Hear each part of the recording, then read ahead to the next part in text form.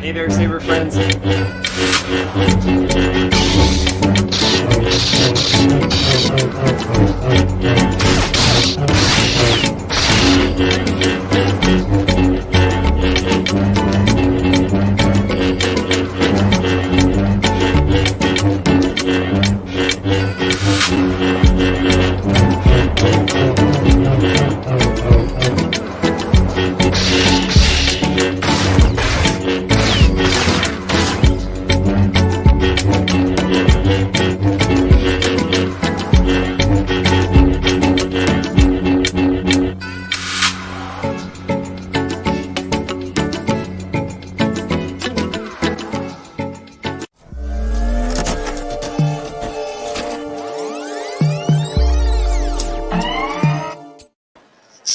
FJK, good to see you. Hopefully you can hear me. Yeah. Okay, cool. How are you tonight? Not too bad. How are you? Doing pretty good. Thanks for having me on. Oh yeah, this is going to be fun. FJK is from FX-Sabers. If you aren't already a member of FX-Sabers and you love custom sabers, kind of go check it out. It's free to join, and you can learn a lot. That's where I learned how to make custom sabers of all sorts and types and ask all the types of questions and get all the answers from like all the experts. So it's a really, really cool place. Did you check out, did you see the show earlier where we had Sir Raw Thunderman? I caught like a couple of minutes of it. By the time I got home from work and kind of had something to eat and getting ready for this, I didn't really get a chance to look at it yet, but that'll probably be tomorrow's project. Nice. Yeah, we talked a little bit about the contest ideas and like the little poll that he had on FX-Sabers. Okay. And he went through all the different ideas that the contest could be. Right. And then I guess the votes came out that it was for the golden type of saber build, which is that what it's called, I think? And it's like you split everything up into parts and then put the parts together either with tools or without tools that become the custom lightsaber, but you don't really know what it is until you put it together. You know, it could be different parts from different places. Okay.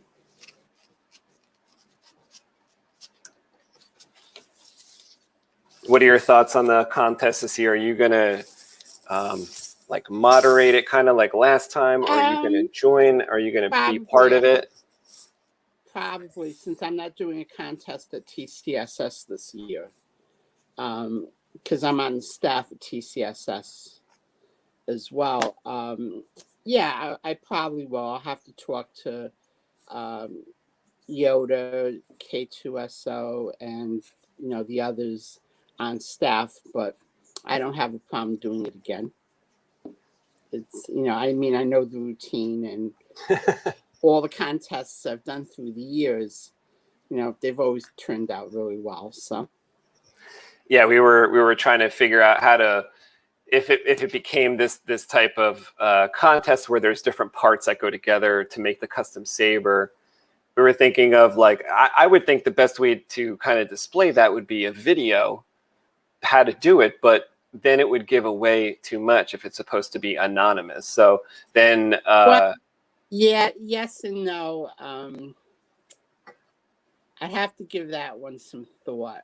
I mean, the contest that you're describing, that's actually not the contest itself, but the concept has been done before. So yeah, it would be difficult. It would be difficult. The only way I could see it maybe happening is if it was done, but there was like no sound, and then somehow it could be. I could arrange to rehost the videos, and I'd have to see how that would work. Like host them off of my channel or something. I have to look at the you know, all the technical aspects behind it, but you know, we'll come up with something. Yeah, one thing that he suggested was maybe you make kind of like a little, almost a video, but it turned into a GIF. You turn it into a GIF, so you don't really, you know, see an entire video. It's kind of like what you said. There's no sound. It just gets assembled. You know, maybe without any. You kind of just see it be assembled, and that could be something quick. You know, a couple seconds. It would have to be sped up probably to do something like that. The last time I've seen that done, it took him a couple of minutes, as I recall, to put everything together and get it working.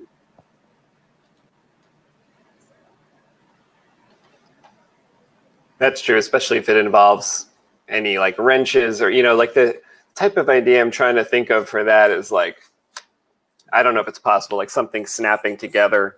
This one did, as I recall. It more or less snapped together. It was like a field strippable unit, and the room. I don't think there were any tools involved at the time. Yeah, that's what this whole idea involves, being like being field strippable is like the idea behind that contest saber for this year, it seems like, and that's going to be you know, like with tools or without, but I'm kind of thinking if it snaps together, wouldn't it be cool if it was like one piece pushed in and turned, and then the next piece kind of did that too? Yeah, I'm sure people are going to be trying to crack that code, if, you know. Well, the thing is like I said, I've seen it done before. I know who did it. I'm not going to spill who did it because that person may make an appearance in the contest. I see. Okay. Was that like a customer type build that somebody out there has it, or this was something the person made for themselves? I'm gonna say it was probably the second category, something they made for themselves. Nice. Yeah, I was early on, maybe about 10 years ago, I had asked LDM to potentially make this double-ended saber staff. And one of the things in the design, I drew this whole thing up in Illustrator and made the design out, you know, sent it to him. He said it was maybe possible, you know, contact him. Maybe it was another couple months and he was going to be free or whatever it was. And it had something like that, where it in the center, to get the two hilts to go together, like for Darth Maul, right, instead of screwing them together, it would kind of interlock somehow. Yeah. I don't know if it was going to be possible. I never brought the saber to life, but I mean, connectors like that have been worked on here and there over the years. The theory looks nice. Trying to make it in real life sometimes is a completely different story. Yeah. Oh my God! Like there's that thread that you posted in the private forum. It just kills me every single time I read a bit to it. It's like an unreasonable customer thread.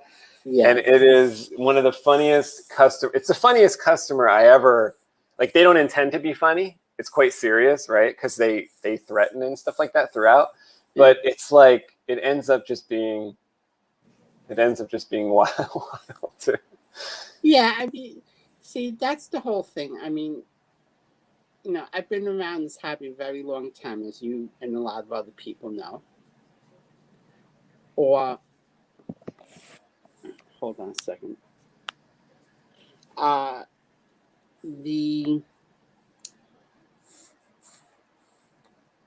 been around the hobby a really long time, and one thing you get to, you know, after being around for so many years, you see all kinds of different situations, and it just, after a while, it's like when you think you've seen it all and you think you've heard it all, there's always just this one more thing. Yeah, so you witness it with me, but you know, eventually it'll die out.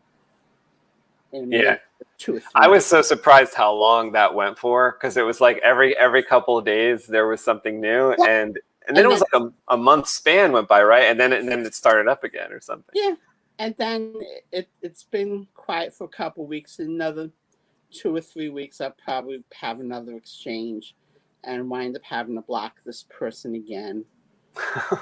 It's, you know. It's like they're creating accounts just to kind of get to you. Somebody else asked them, it was like they were up to 14 accounts. Oh man.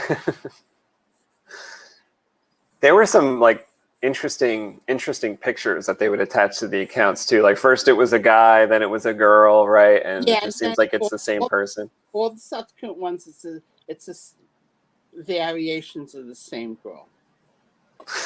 But at this stage, it's more quick amusement than anything else. I mean, you know, it annoys me because, in a way, it annoys me a little bit because you know, several people send clients my way. And while I'm fairly selective these days about what I take on and who I work with, because I don't build nearly as much as I used to anymore. But I'll do a few custom helps or help somebody out, you know, fixing a really badly botched install here or there. You know, as time permits. You know, I don't, you know, it's always been known I don't do this all the time. This is really, it's still kind of a hobby to me, although these days I spend a lot more time on the management, you know, the moderating, adminning side of things than I do actually buildings for myself. I have a lot of designs actually that I wanted for myself that I'll probably never get around to doing unless I retire from my day job, and then by then I have to see if my eyes could still hold up to wiring crystal focus boards. But you know, it's one of these things. I have, you know, I've helped quite a few. Oops. I have more than enough sabers for myself. I only have, unlike General Grievous, I only come with 2 hands, and you know, I have, you know, 7 or 8 sabers laying around, so I'm good. So that's really what it comes down to. Did you see that? Well, actually, first of all, Michael Murphy's here. What's going on, Michael? He says there's maybe something wrong with the sound. Can you hear me okay? I think it's even to me, but let's see. Michael says, please fix the volume. Mundo says it's better now. What's going on, Mundo? Hopefully, let me move my mic a little bit farther away, and I tried to adjust it in the settings of StreamYard. But I don't know if when I lowered the slider on the microphone, if it also lowered Jody's mic or not. So well, let me know. It muted mine when I went in, when we did the intro. I did notice that. Yeah. Hopefully it's he says you're really low volume. So I don't know if you can turn it up, because I only have one slider. So when I adjust it, I don't know if it's like lowering both. If it's, I'll have to take a quick look to see, because I don't. You know, maybe let me try to adjust it the other way. I'll try to adjust it the other way. Yeah. Jody, say something now. Hello. Try to adjust it up. Let's see. Hello. Is that better? Still low? Let me go up a little more. Hopefully it's not making my volume unbearable. Okay, let's hear you say something, Jody. Hello. How's that, guys? Is that getting better?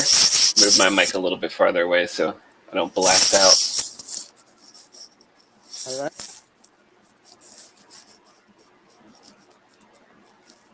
Is it any better?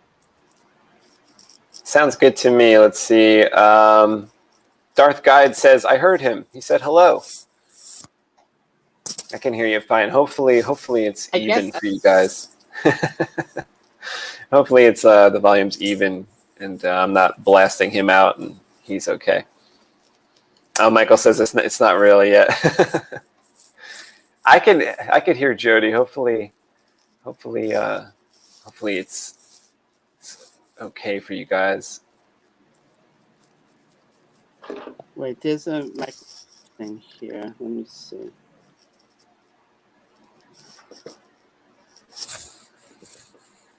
Let me make an adjustment here.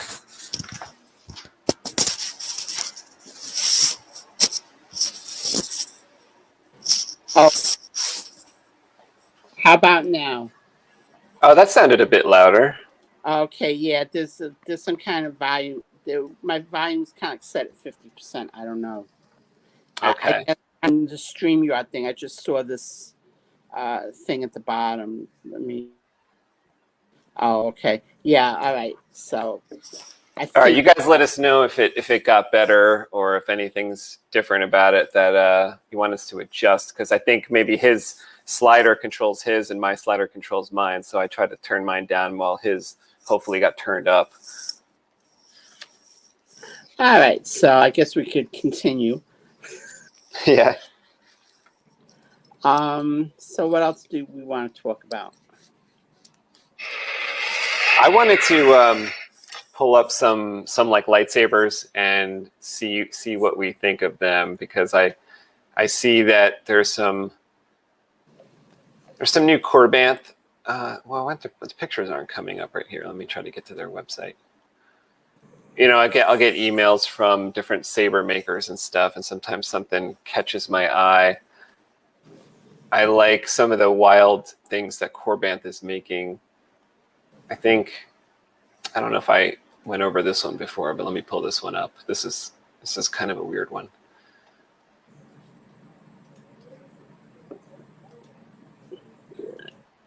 This is like the Darth Maul, but not the Darth Maul that we would think of. This is the Darth Maul from the Solo movie. Oh, from the cartoons, I think. I think that's from the Rebels series. Okay, I think, is it also like what they tried to show at the end of Solo, or I don't know. I don't think that was it. What I think you mean the one that Solo and the girlfriends used. That was something a little different. That was more like a dagger.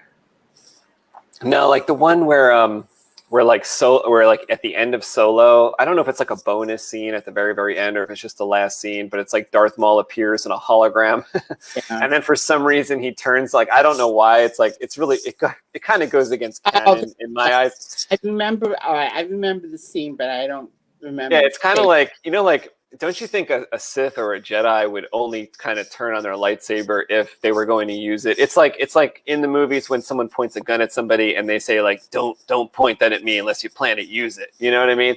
It's like that's the real business that a Sith or a Jedi is getting down to. They're not like just turning on their lightsaber for like vague threats. And that's what kind of happens at the end of it. He's like in a hologram. He can't threaten her, but he turns it on. But I don't know. I mean, this may be an unpopular opinion, but I think basically because the movie didn't really include any Jedi or Sith or lightsabers, I think that was like a fan service scene just to, show somebody, show A, that he's still alive, and B's got a lightsaber, and that's the one and only, other than the little dagger, that's the one and only time you see a lightsaber in the whole movie. Right. I kind of felt that too. Kind of felt that was true. Mm-hmm. Oh, okay, cool. Michael says we're much closer in equal volume right now. Awesome. Oh, perfect. Darth Guide says, I love Corbanth, KR Sabers, and 7 chambers.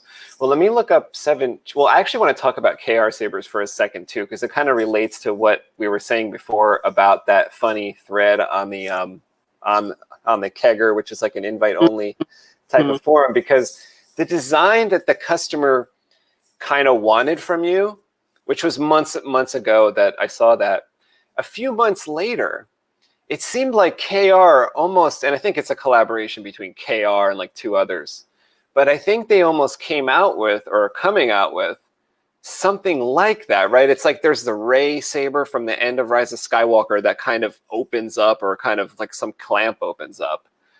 And I don't know how they did it, but it looks almost like a claw or something. I don't remember seeing it, but I don't remember seeing their version of it. But okay. I'll have to see if I could pull it up, because I think I saw it on Instagram where they had like a couple second video of it like opening up, and I was like, how funny is that they actually engineered something? Well, the thing is it was some of the premise of that saber was based on a toy, a plastic toy. But basically the thing is, a plastic toy is one thing when it's being produced in bulk. Like Hasbro, churns out thousands, tens of thousands of these things a day.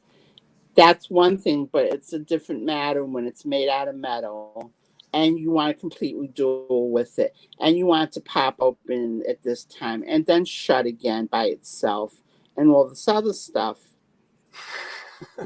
There's, when it comes to, basically those who know me the best, a lot of my friends, people you mentioned, LDM, Vader's Vault, etc., they know that I've never been a big Canon person.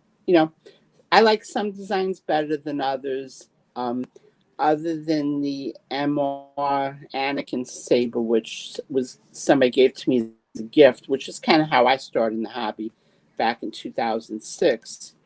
That's the only remotely Canon saber I have. I still have it. It still works.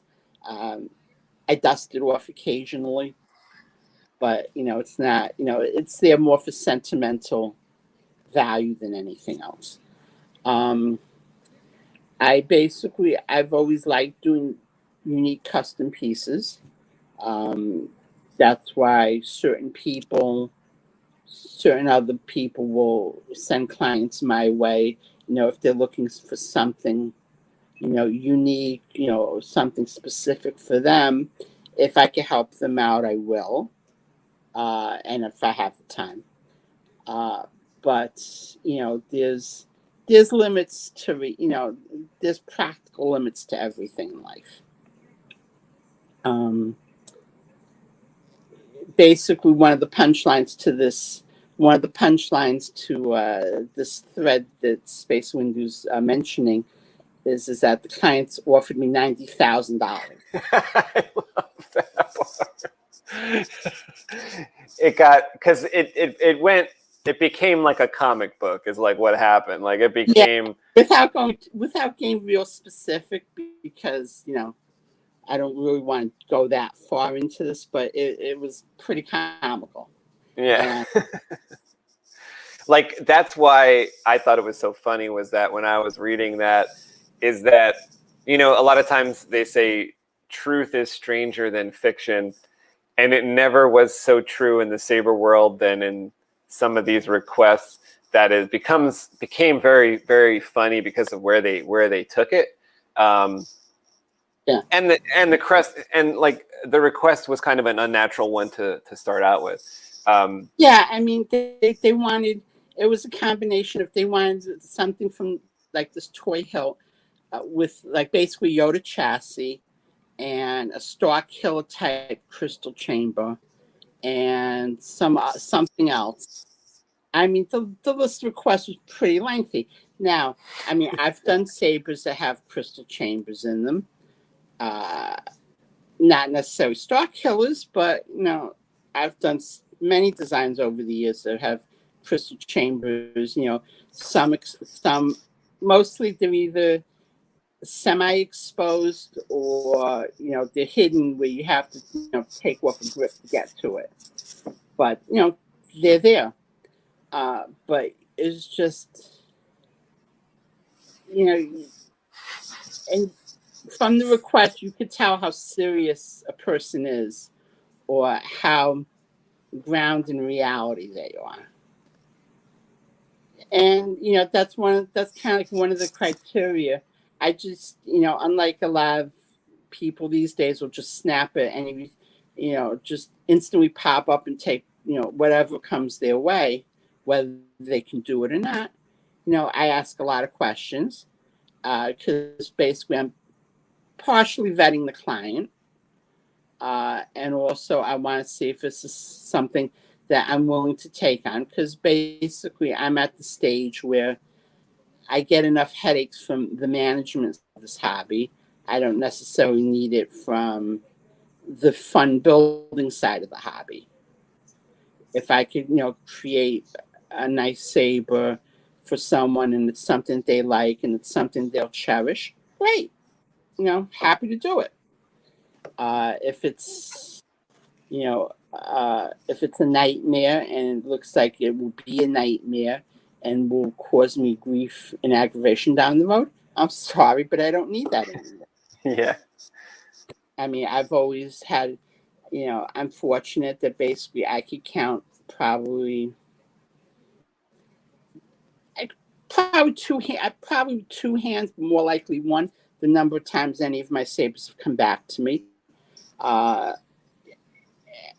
for repairs or something went wrong or anything like that, and I've always took care of it.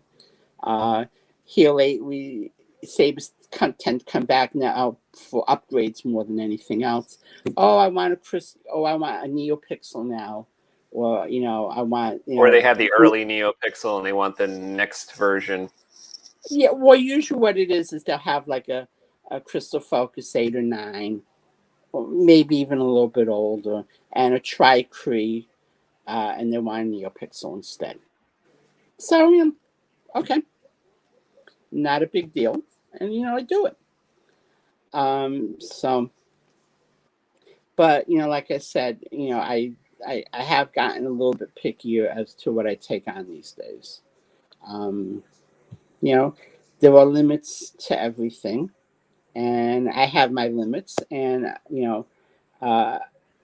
if nothing else, in the 14 plus years I've been in this hobby, I've learned from the mistakes of others in some cases, and I don't take on more than I could chew. I don't like having projects sitting around, and basically, if I want to be able to do something, I want to do it in a reasonable time frame. But again, I'm also handicapped by the availability of sound cards or neopixel blades or batteries or little things like that. So if those things are backed up for whatever reason, it could be a pandemic. Years ago when episode 7 came out, there was a huge there was a huge rush on everybody, on the custom saber shop, Vader's Vault, everybody. Sabers were like the thing. Yeah. Basically, everybody looked to get in on the action, and everybody looked to get in. A lot of people looked to come in to try to make a buck on the situation, which was bad because they didn't necessarily know what they were doing.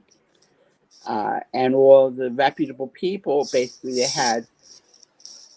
the demands were high. There were really long wait lists, and it became a problem.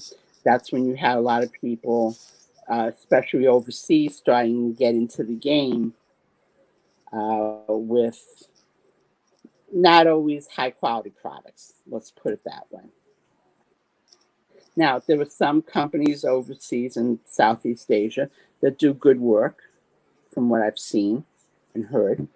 And there are some that, basically they're very little better than what, going to Walmart or Target or one of these places to get something.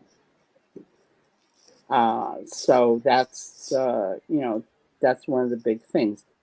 I think things have calmed down a little bit since the movies, since the trilogy ended. So people catching up. But, the hobby's grown considerably. And that's,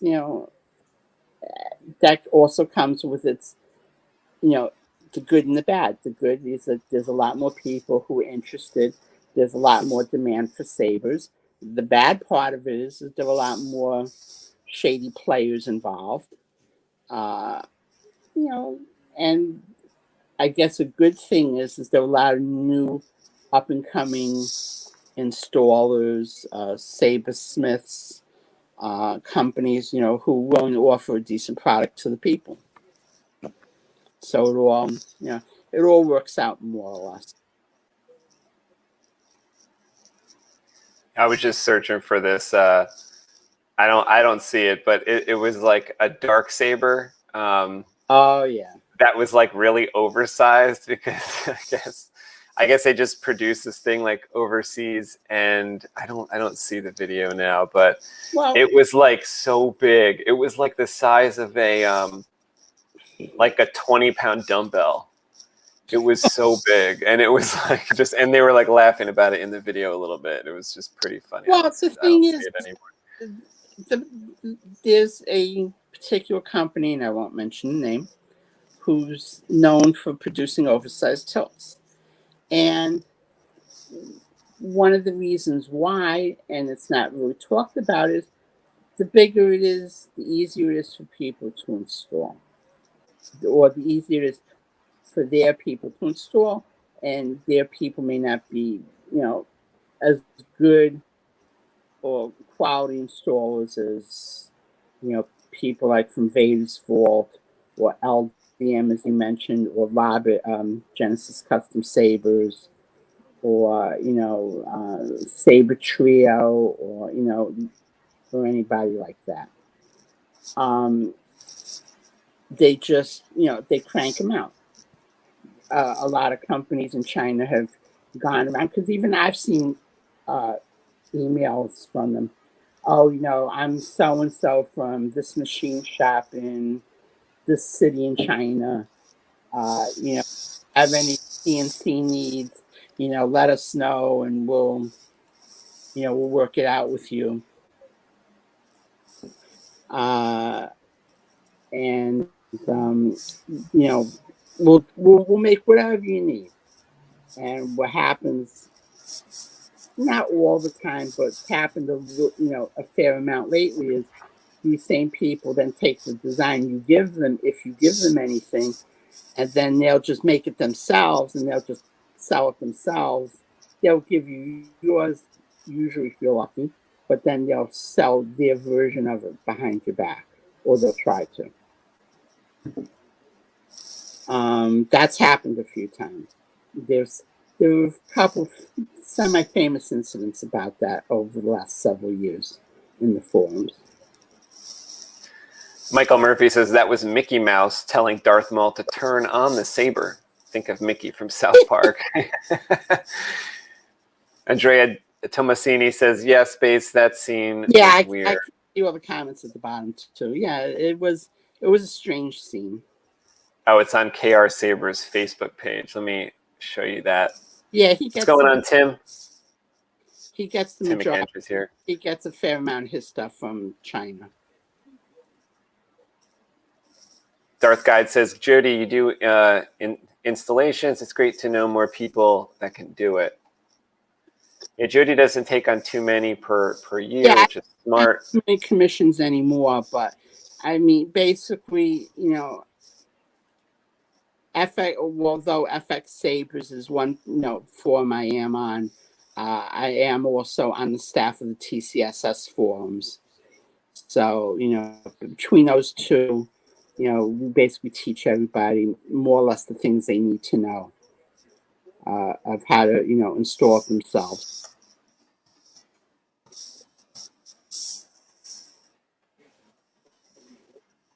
Let's see. Hopefully, you know, I'm on KR Sabers Facebook, but I don't necessarily know how to use Facebook. So let's see. If I don't immediately see it, I don't know if I'll be able to find it. I mean, you know, I know what the sabers look like more or less. I mean, there's any number. Yeah, it's like a ray saber, and it's just like as it turns, it kind of opens up at the top. It's pretty cool. Yeah, actually, that is kind of cool. I think I saw it once. I saw it on their page once. Oh, there it is. Actually, let's see. I don't know if this expands. Oops. Let's see. Let's see if I could share this.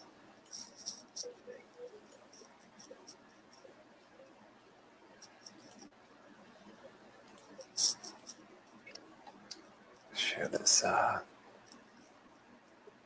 That's not it. Facebook, is this it? Hopefully. Oh yeah, you see that? How the top kind of goes in? Yeah. I think that is something pretty crazy that it moves like that. Yeah. It kind of closes up. Yeah, it closes off the blade itself, I guess. Yeah. See, not that, I mean, I don't really necessarily see it as a problem, but the thing is, the more moving parts you have inside of a saber, the more points of failure you can have. That's why in the very early days when crystal chambers started becoming more prevalent, you didn't see that many. When in the early days of crystal chambers, you didn't see that many, and most people wouldn't warranty their sabers to be dual worthy. They just say it's either light dueling or medium dueling, and not necessarily what we now know to be TSL level dueling. Yeah. And it's basically because that reason that depending on how the chambers are made, they could come apart. They could, the crystal could come out, all kinds of little things if they're not engineered right. Fortunately, the way I worked on and designed all mine, they're made to, they could take it because basically I use aluminum and steel spacers and a few other things that basically prevent the crystal from going anywhere. You'd have to practically disassemble the saber and the crystal chamber to get the crystal out. And all my sabers that I've done that have crystal chambers in them. Do you use shrouds? Like, how do you like to design your customs? Do you like to add shrouds, or do you like to have an internal core? Or normally I never used to be big on shrouds. I mean, when I did it depends on the era. These days, yeah, I use shrouds occasionally. For myself, I tend not to because I don't necessarily think they add much to designs. Usually, what I used to do is I would do. I used to be known for funky grips. I'll show you an example. All right, this was a saber. It's almost 10 years old. It's Apex. And as you notice, it has a nice diamond pattern grip here. All right. It has like a fake crystal chamber because, 10 years ago, you could do that where basically there were a bunch of holes drilled in such a way that mimic the diamond pattern down here. The lights will come on up here. Fall like so many men before you. And you see the lights come on and basically it lights up. Oh yeah, that's cool. I have sabers in my collection, mostly the Kegger series sabers that have shrouds on them. The Kegger one, which was, the same private forum SpaceWindu's mentioning. The Kegger ones were a contest that was back in 2009, and they basically look a lot like the Killer Penny. I bought one of the stands over here, but it has most of my nicer hilts on it. Like this is the Kegger one. Is that like an orange or a red? No, it's red anodizing. The light's kind of like messing with it, but it's red and black anodizing. Nice. Right, and basically, this is essentially the shape of the Corbin Dass's Killer Penny, which is what this contest saber, this was the shape that was the design that they decided to use for the shape of that particular saber. My Kega 2 also has a lot of shroud work on it. That one was modeled after the Samurai 3000 saber, basically, which is also the inspiration for the Vader's Vault Mitsu 3K that they did. Actually, I have that one, and that's this saber here. Oh, that's sleek. I love the dark color on that. Yeah, it's basically black. It's basically black and brass. I mean, black and brass. The shroud's brass. This was a contest saber also. The cute part was on this one, the top, the top shroud. If you twist the choke a little bit, the top shroud rotates and exposes the crystal chamber. Oh. And in this crystal chamber, there's a power level indicator buried in the back of the chamber. I can see that. Yeah, I can see that now. Looks like it's full power. Yeah. Well, I always charge my toys after I use them because you never know when a Sith shows up. Yeah. But basically, that's the other fun thing about this particular crystal chamber was that there were like little power gates here that actually do move. It's hard to see because of all the light, but there are there's like a little power chamber here that you can move like with your finger a little bit. But Really cool. So that's not bad for something that's pushing 7 years old now. Yeah. Now, most of your sabers, are they all throughout the years you've designed them, built them, installed them, and you kept them the way they are, or do you constantly update your boards to become the later boards? Most of them still have the original electronics in it. The only one that I upgraded because I needed the test saber was, and I don't have it with me, was the one that's known in the Facebook communities as the band saber. The one with the red one, the silver and red one with all the spikes. I don't know if I know that one. All right. Well, if not, I'll show. If not, I'll shoot you a picture of it. But all right. Yeah, it's pretty well known. That was the only one I really upgraded. The Apex that I showed you, the first one I showed you, still has a Crystal Focus 5. The Kega 1 has a 6. The Kega 2 has a 7.5, I think. And the Clan Saber, which I haven't shown you yet, has a PC in it. But maybe I'll upgrade that one day. But I usually take it out to duel just because basically it's more or less a green white. I don't really have color changing on that. The Apex and the Clan Saber don't have real color changing in it. They have flash on clash, but that's about it. And I have some older Crystal Focus boards. One I use as a test rig, and the other one I kind of promised to Alan and Deanna at Vader's Vault. I promised I'd send it to them one day so they could add it to the museum. But they have a museum over at their shop? They're gathering a lot of stuff. I had given them a hilt. I sold them a hilt, a good discount. That was kind of like a unique piece from 2007, 2008. And also like here, I brought this down because, just in case. This is an old, I use it as a test rig these days, but this is an old Crystal Focus 2.6.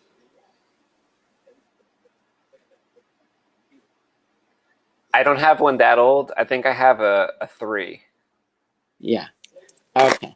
So yeah. So basically, it's more or less the same vintage. It's more or less the same vintage. But when I really first started building sabers, I managed to snag 2 of those back in 2007. That's awesome.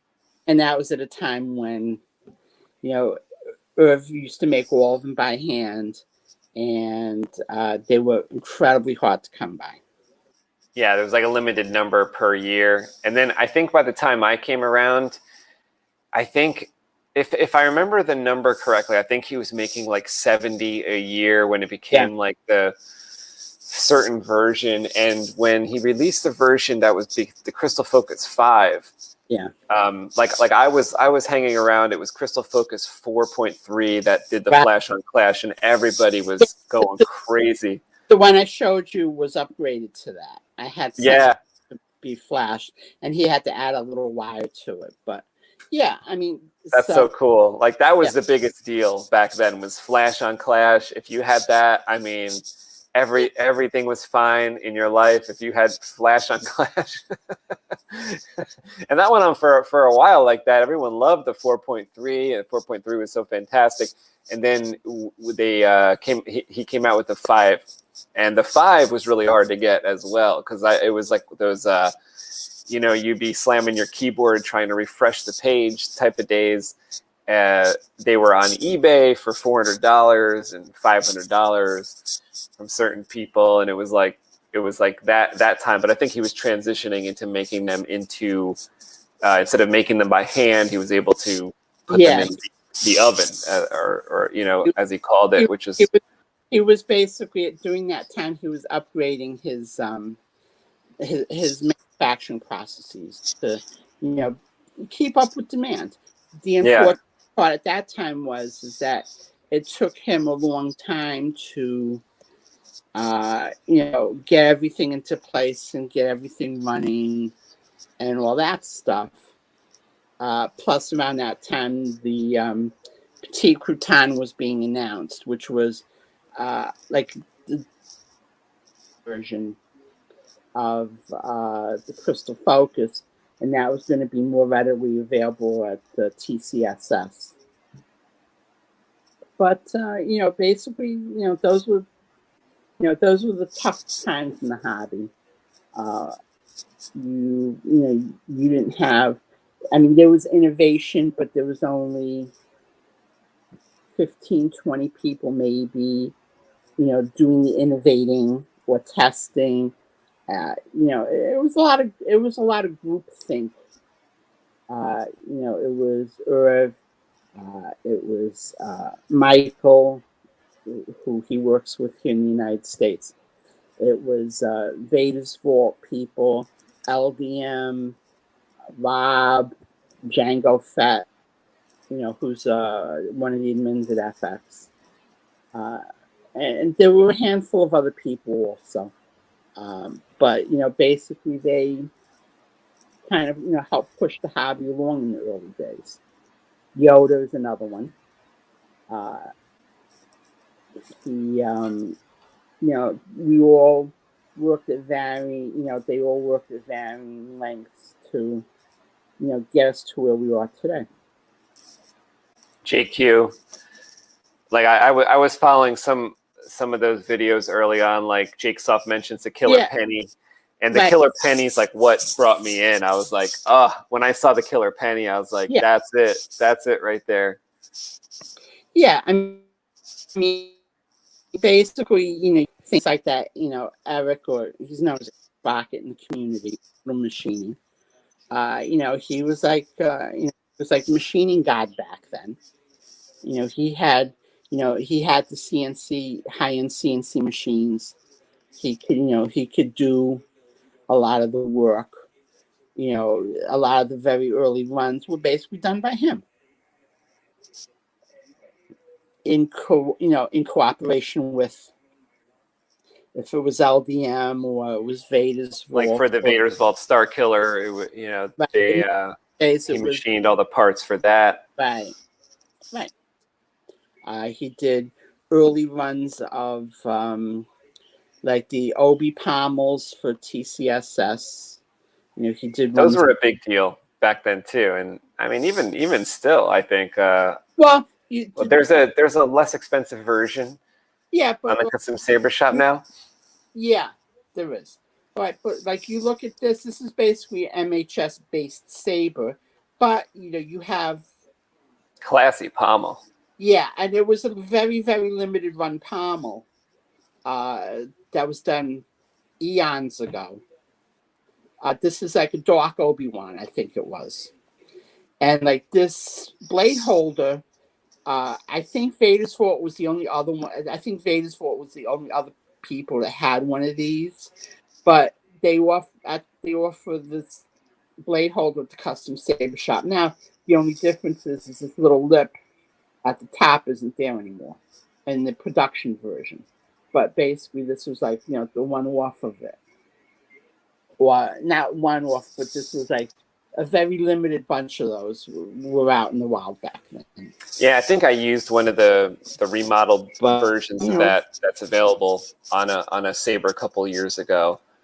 I do like that emitter. Yours looks even better. The way that it started out, it looks like it's a little shorter in the curved part, and then there's the lip, and then the one that I think they have is there's length of yours with the lip, but there's no lip. So I think maybe the curve is extended a little. I don't know if it's necessary. I haven't really seen one of those, but I haven't seen one of the production ones other than pictures, so I really can't tell. But whatever it is, I mean, basically, very cool. I like that, and I like that pommel on that saber. Like the speaker grill on the bottom of that looks awesome. Yeah, and that just like the faux chamber lit up, the pommel lit up too. Oh, cool. So a nice cyan LED down there also. So when the saber's on, the pommel lights up. So they're fun sabers. I mean, I've always liked unique designs. So I have a few unique designs.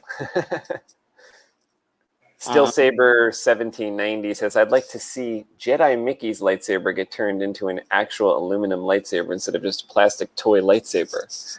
What's Jedi Mickey's lightsaber? There's a lightsaber for Mickey Mouse? I haven't seen that one.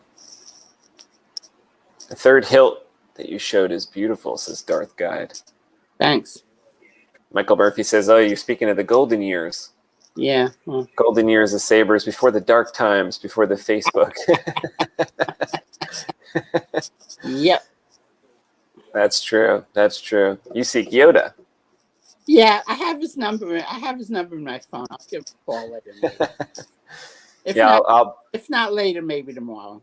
I'll probably talk to Yoda this weekend too, because I've actually got the saber he gave me is opened up on my table right here. And I'm installing, he also sent me Crystal Focus 10. So I'm going to replace the prism that's in there with the Crystal Focus 10. I hope to do it this weekend. Like looking at it, it looks simple and straightforward. But then, once you start opening stuff up, and I don't know if it'll actually be fast, but I'm usually always wrong if I think something's going to be fast, but I really hope to do that. Usually it goes by quickly. It's usually the only thing that will slow me down a little bit is if I have to start playing around with like either SMD lights or the SMD resistors on the accent. Oh, that could actually, I could ruin things at that stage. Like I got to be very careful with myself when I do that. I have to, it takes me a while just because the freaking things are so small. Even with my magnifying, even with the magnifying setup I have, this thing's still damn small. Yeah, they are. But these days it's a little more time consuming than it would have been 10 or 15 years ago. Yeah. But, I manage. I don't do too many sabers that have like the full onboard PLIs like on the card itself. Last one I did was a commission I did a couple years ago where it was a see-through, and it It had a crystal chamber, and it actually had an etched shroud as well. And it had a PLI bar graph on the underside of the saber. So that was I think the last time I did a full PLI on the crystal focus. Usually I'll either light LEDs off of it, or I'll use a couple of them, but not all of them. It depends on the build. Yeah, I prefer to light off of the, like, taking wires from the pads up to like LEDs and doing a bar graph or something that way. And back earlier, I guess it was maybe 5-6 years ago. I don't know if he still sells them. I'm forgetting who it was. There was actually two people on FX-Sabers that would offer a pre-made bar graph that you could actually pick the colors.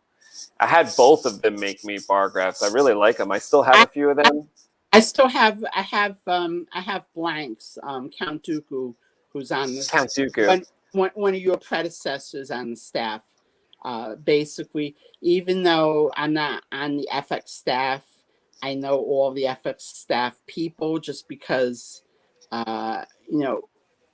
forum staffs do work together to try to keep police the community and deal with any bad actors that happen to crop up. But yeah, Count Dooku had for a while. He had a bunch of PLI blanks, and I have a couple because I have another saber upstairs, another one of my older sabers that I am upgrading, and that had a bar graph in it. I used to like that because I think it was Count Dooku. I know I got some from him, but then there was another member as well that would do the same thing, and I would be able to choose the different colors. I think I know who the member was. The funny part was in that member's early days, I mean, he couldn't solder to save his life. And then he's making small SMD bar graphs at some point. That's the growth that you could see there. But here and there. But yeah, it's yeah, I'm gonna show you. I think FJK is talking about the same item, but let me just show you what I use. This is recommended by Irv because I didn't even know about this until Irv told me. Yeah, I have some. And it has a light on it too? Yeah. So like I look like one of these people. When I did a not this past winter, but the winter before, shortly after the CFXs came out, one of the very few guest videos I did for TCSS. Normally Rob from Genesis did a lot of the tutorial videos, and I had only done a couple, but him and I were talking last holiday season, 2019, and the question came up, well, Tim wanted somebody to do a crystal focus 10 video, and we were discussing, you want to do it? Do you want to do it? So that was one of the rare times I said, okay, I haven't done one in years, I'll do a video. And in that video, you see the setup like you have, and I talk about wiring the saber. I kind of show off a lot of the basic tools. Oh, cool! I'll have to check that one out because all those videos help me out too. Yeah. Even though I've done it before, when I watch and see how someone else does it, then I understand, like, oh, I should pay attention to that part, or just a different method. I've learned so many things from like watching different people's like soldering videos and stuff. Well, I mean, I knew how to solder ahead of time, but I mean, I had learned, at the private forum where I'm a member of New York too. Years and years ago, we used to meet up every couple of years, and there used to be what was known as Saber Summits. That's where a lot of us met in real life. We used to bring sabers. We used to, pass them around, look at each other's work. I remember when at the last Saber Summit, which was back in 2013, so it's been almost 8 years already. when Alan and Deanna announced, I think it was the Havoc and Fury. It was like the first 2 production sabers they were going to announce. They had them there and were showing them off.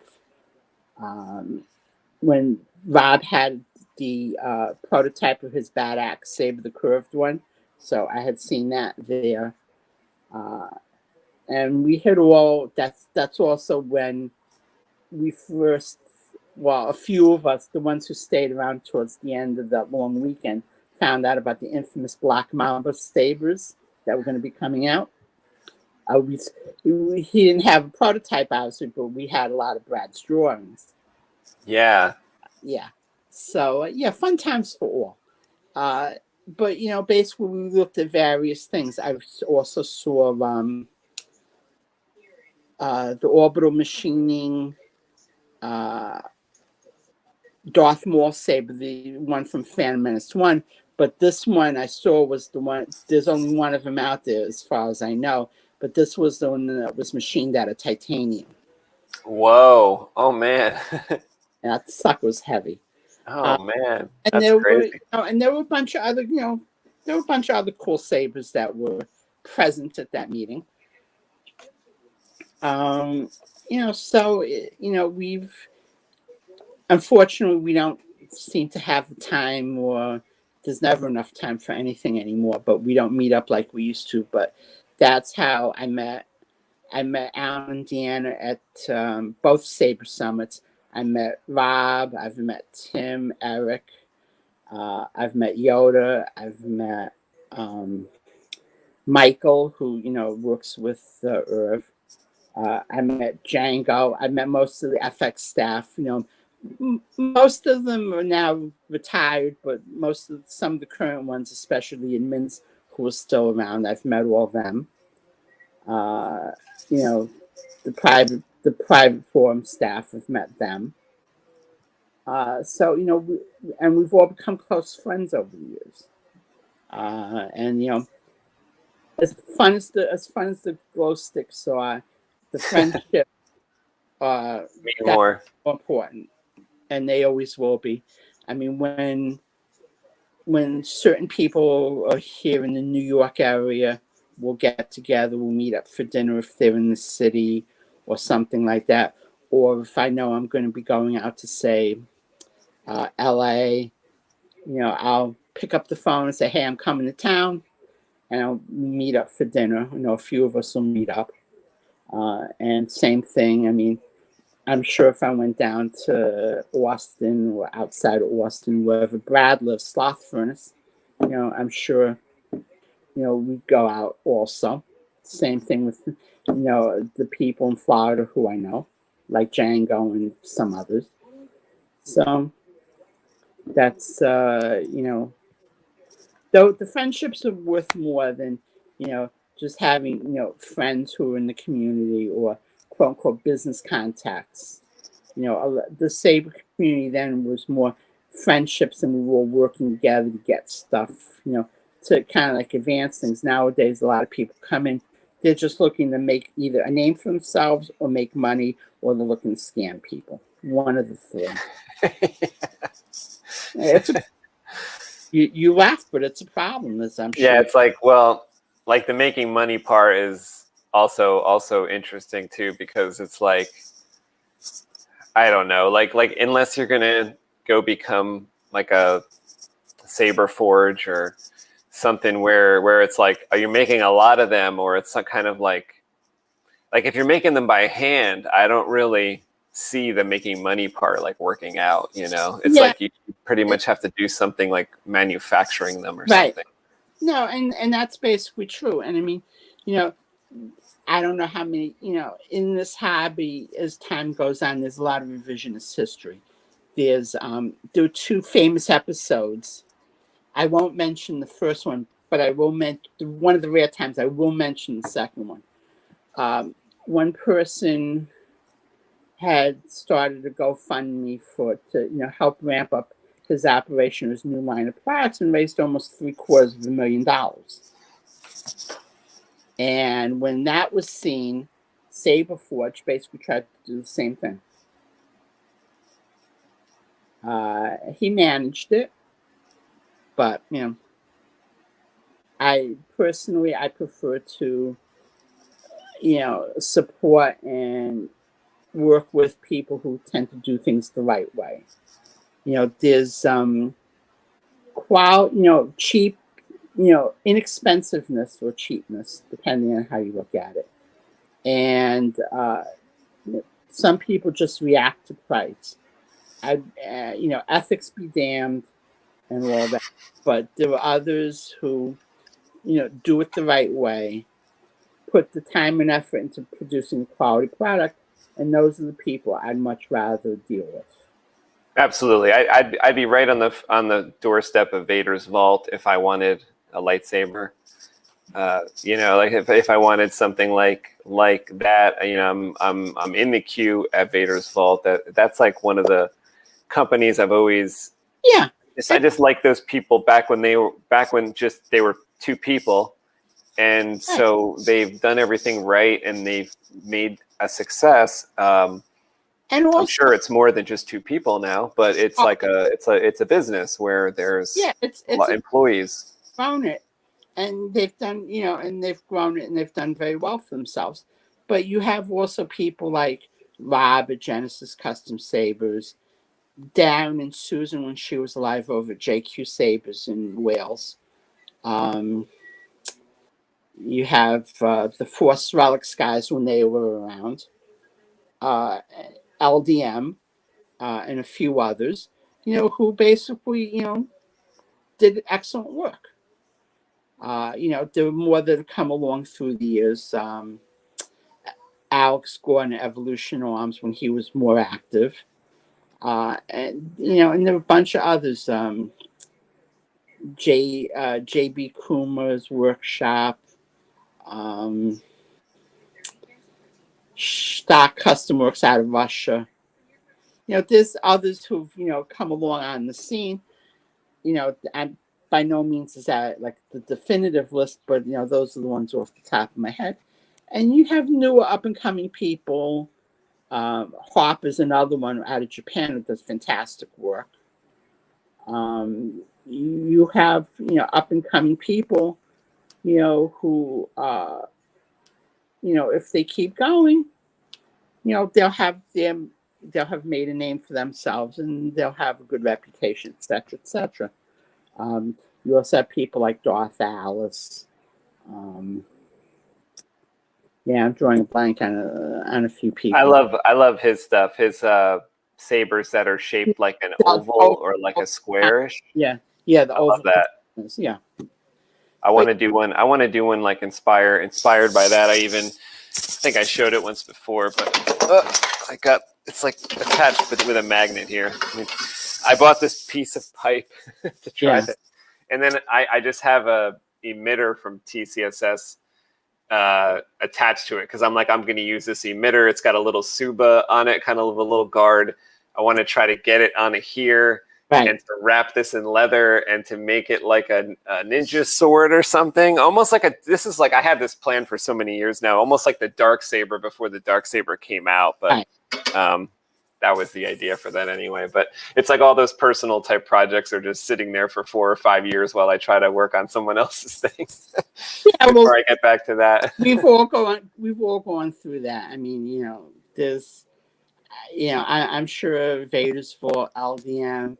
Rob and even a few have several projects stuffed away in drawers that they meant to do 5, 6, 7, 8 years ago, and just never quite got around to it. Well, I think it's changed by now, but I remember Deanna from Vader's Vault. This is years ago, and they were producing. I think the first round of Star Killers were going out the door, and someone's asking on the forum like, "Hey, how can I get one of those?" or something to that effect. And they were very limited, so there's maybe 15 of them or something. And Deanna said, listen, I don't even have a saber of my own. So there isn't any extras as far as like, I couldn't even sell you mine if I had one because there isn't one. Yeah. So I thought that was kind of funny. At that time, that was maybe 2010 or something, I don't know, 2012. She didn't even have her own saber yet, and they're Vader's Vault. So I'm sure she has a few sabers now, but this was a bunch of years back. Yeah, but the question now is are any of them installed? Right. Well, she probably donated them if she had any to her saber museum. So she she might be building herself a saber or something. Probably. Maybe a custom. Who knows? Well, I know what I kind of haven't. I kind Luminara and Dooley saber. I know what a few of the saber. I know what a few of the projects in the drawer is. So yeah, they should get to work on a few of those. Michael Murphy says, as Herb used to say, it'd separate the men from the boys when soldering. But now as we all get older, we need glasses like that. Yeah, it changed a bit. That's true. Harder to see. Yeah, no, it is.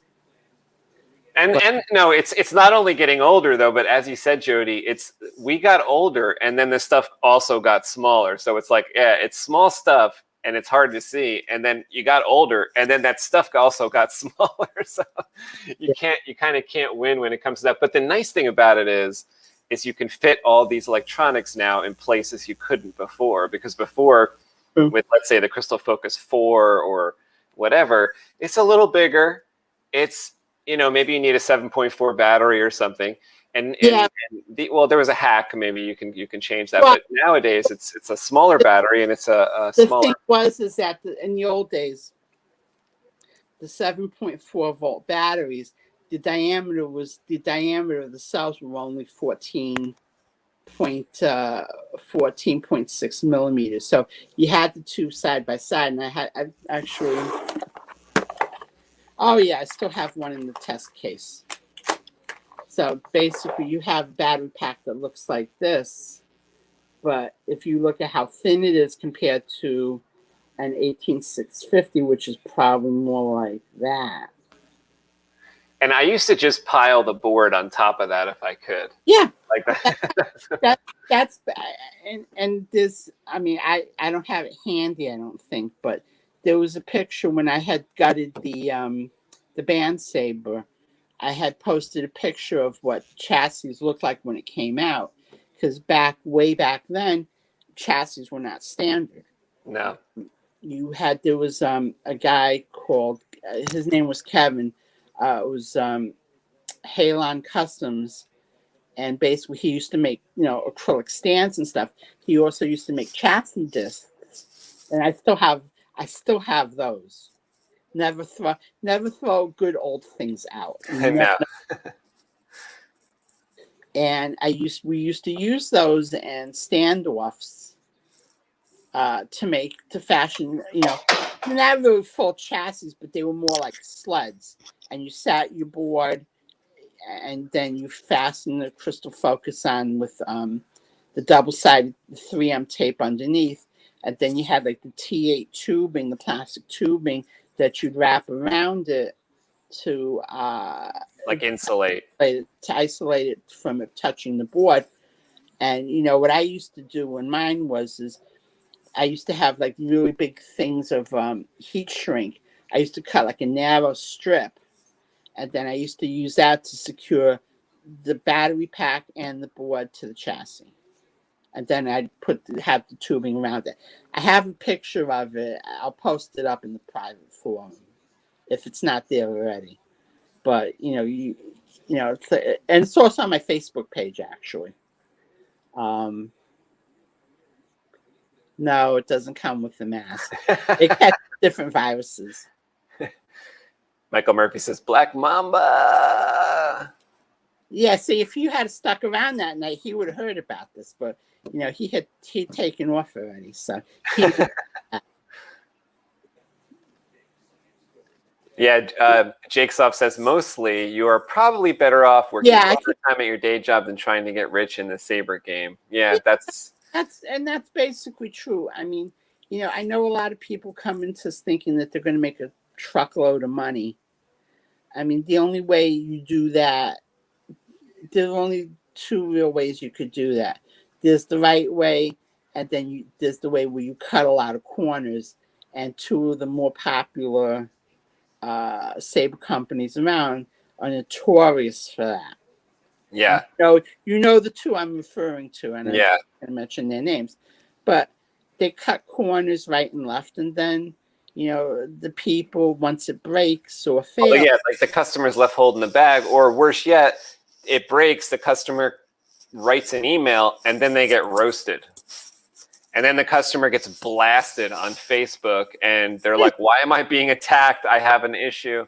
And those are buried, and the people have 20,000 customers. So what are the 25 customers wrote a message today and we yelled at them. The funny part is like, I and a lot of others have, through the years, I've had a lot of them come, a lot of their stuff come through my door. Whether it's to fix a battery or the board's blue, because the boards they use are basically crap.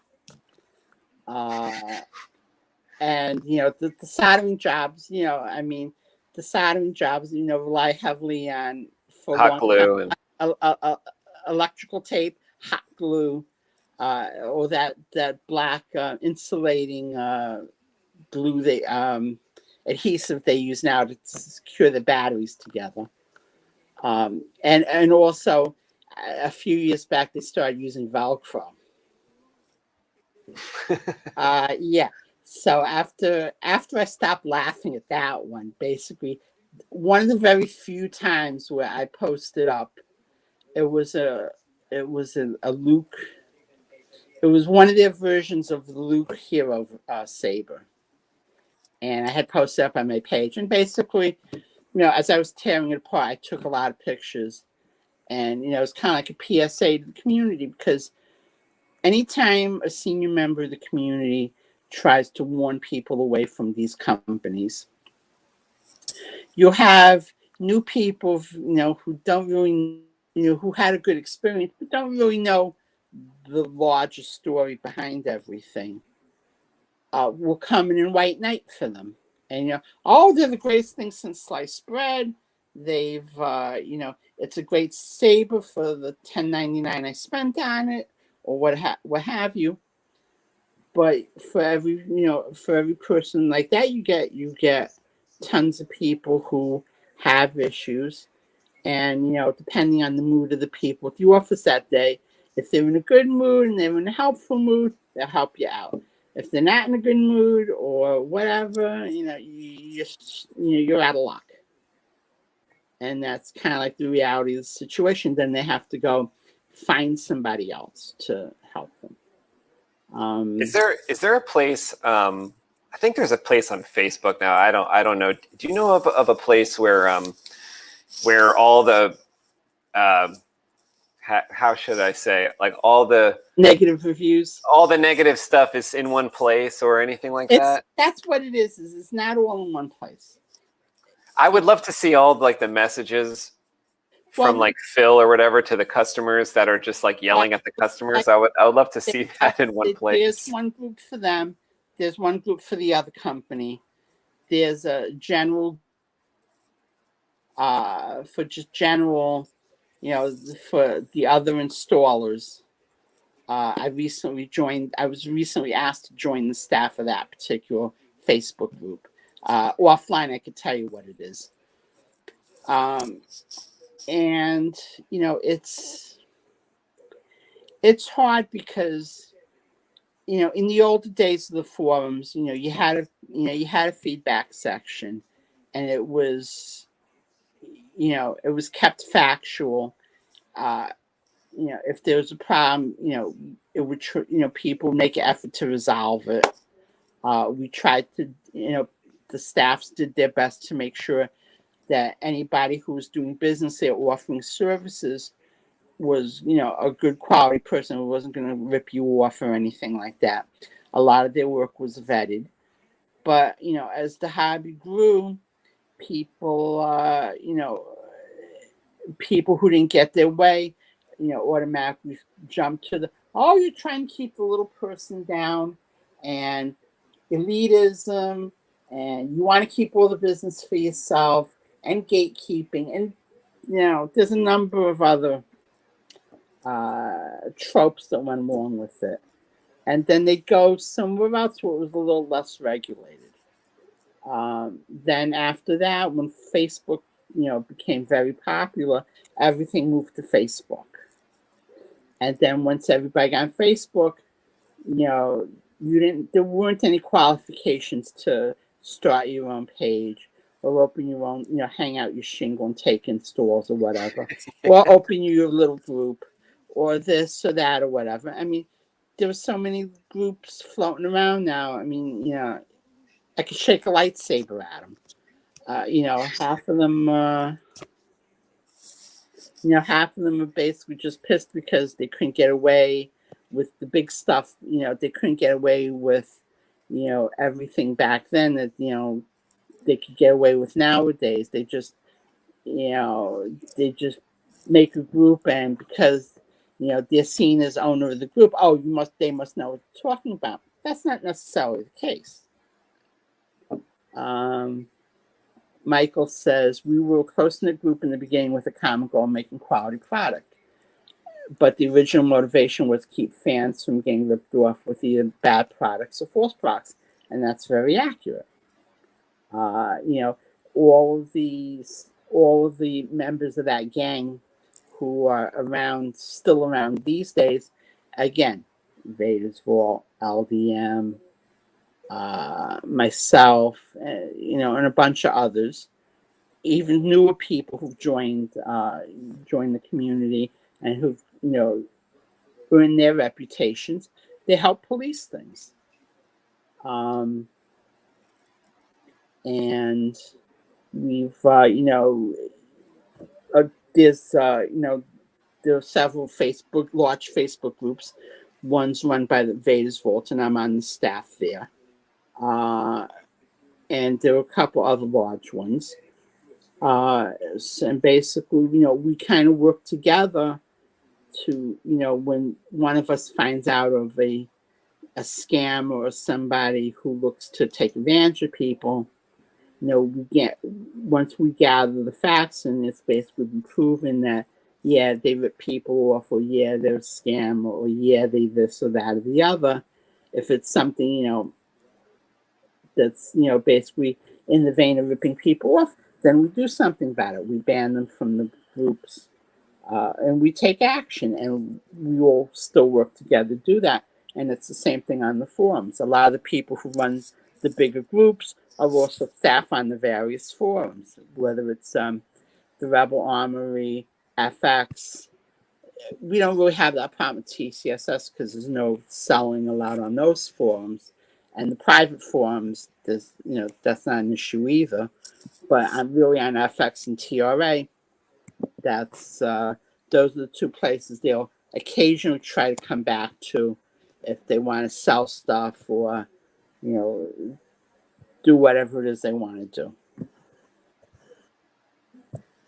Michael says back when FX-Sabers had authority from master replicas, and though those days have faded, it's the original community groundwork and trust that provided the lightsaber community a home. Yeah. Absolutely. Yep. Very true. Unfortunately, nowadays, the hobby's grown dramatically. Facebook's probably had a lot to do with that. And the last trilogy of movies, it's grown a lot. It's reached a much wider audience.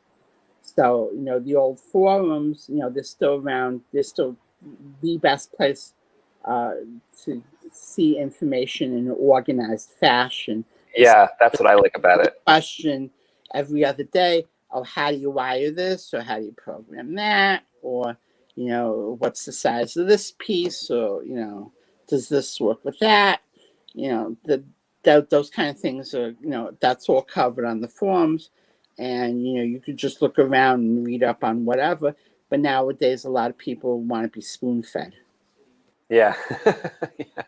Well, it's a sign. Well, there's also products for that, too. Like on TCSS, in the Custom Saber Shop, there's, who was I talking to the other day that wired their first saber via the kit that the Custom Saber Shop sells, where the Biscotti are pre-wired. So Yeah, there's like things like that could help newcomers as well. You don't have to do the entire build yourself. Yeah, Tim and his gang do try to make it as try to make simplified versions of things.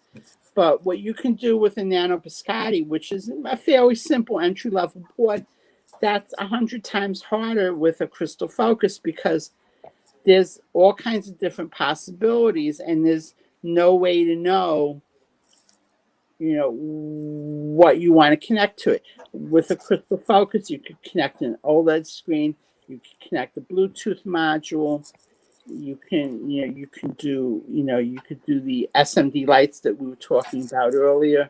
Like any number of accent LEDs or... I mean, you could add a rumble motor. I mean, all kinds of stuff. And there's no, I mean, the number of permutations of the various ways to do it. I mean, there's no way. There comes a point where when you want all the good stuff, when you do when you want to get to the more, the higher end stuff, I mean, unfortunately, some skill and knowledge is going to be required.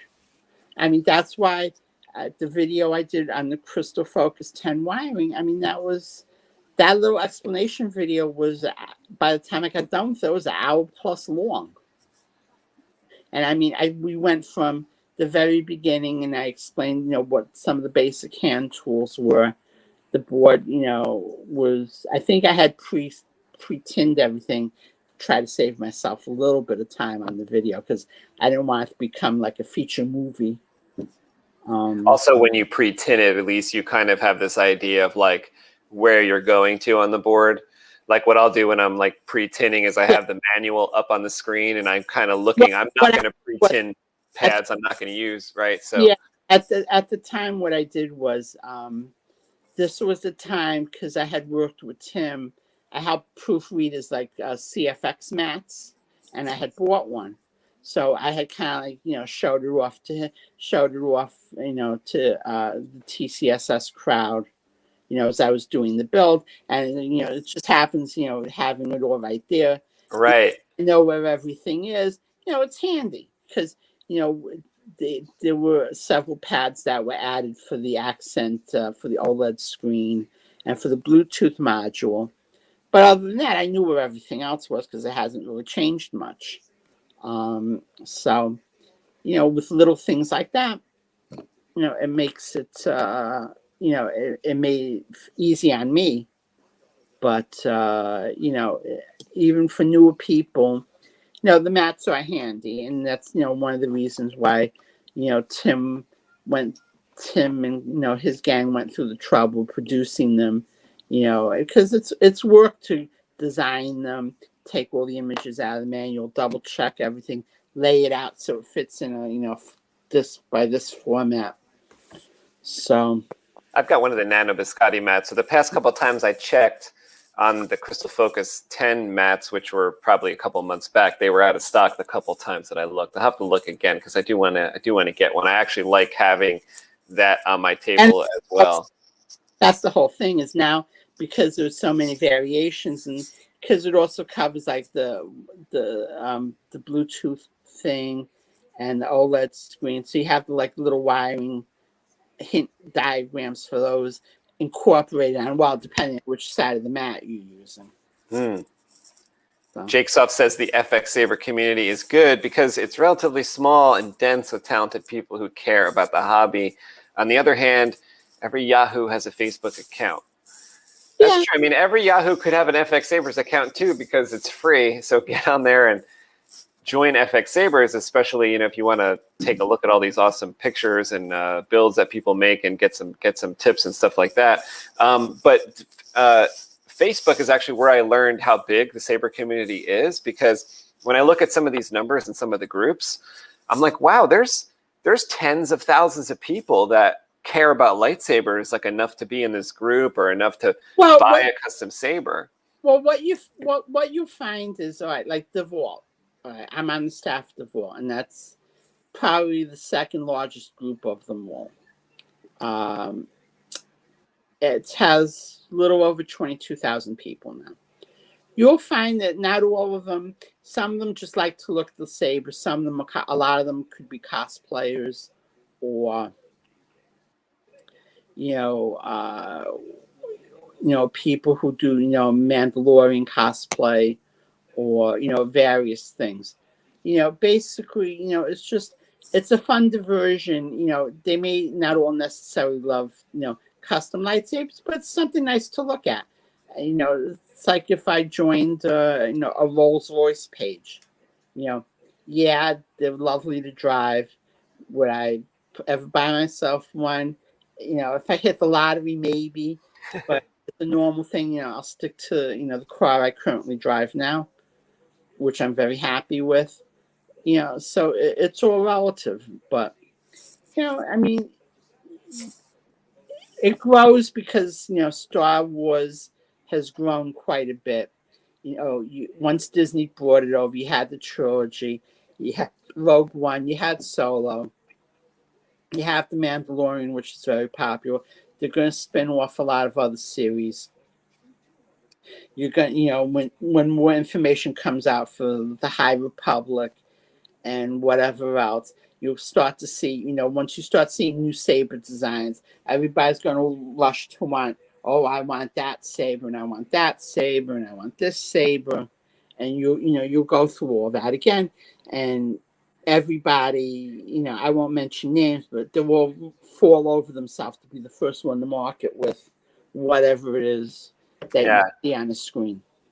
I think as big as the custom saber community got with 2015 movie release and stuff like that, I think it could have been even bigger if that 2015 movie release included more of a legend storyline where there would maybe be like let's say Luke had trained 14 to 30 Jedi by then, and you had all if that had happened by then, and sabers. There had been another 14 or so different various designs.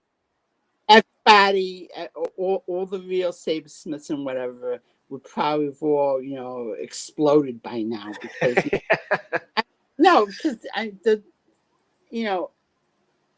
it was probably a relief for a lot of people to see oh, thank God they just have the Graflex again.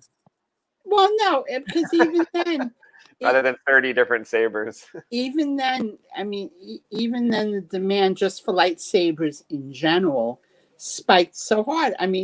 TCSS couldn't keep parts on the shelf. I know Vader's Wall. Their lead times ballooned to anywhere from 8 months to a year, just because there's so much demand. But to build a lightsaber and to do it right, it takes good skilled people who care about what they're doing. And when it comes to higher end builds, there aren't really that many. When you stop and think about it, there aren't that many people who could do it and day in, day out, and crank out quality. It's easy to take a screenshot of whatever, go to China and say, hey, give me 100, 200, 500 of Count Dooku's saber, or Darth Sidious's saber, or whoever else.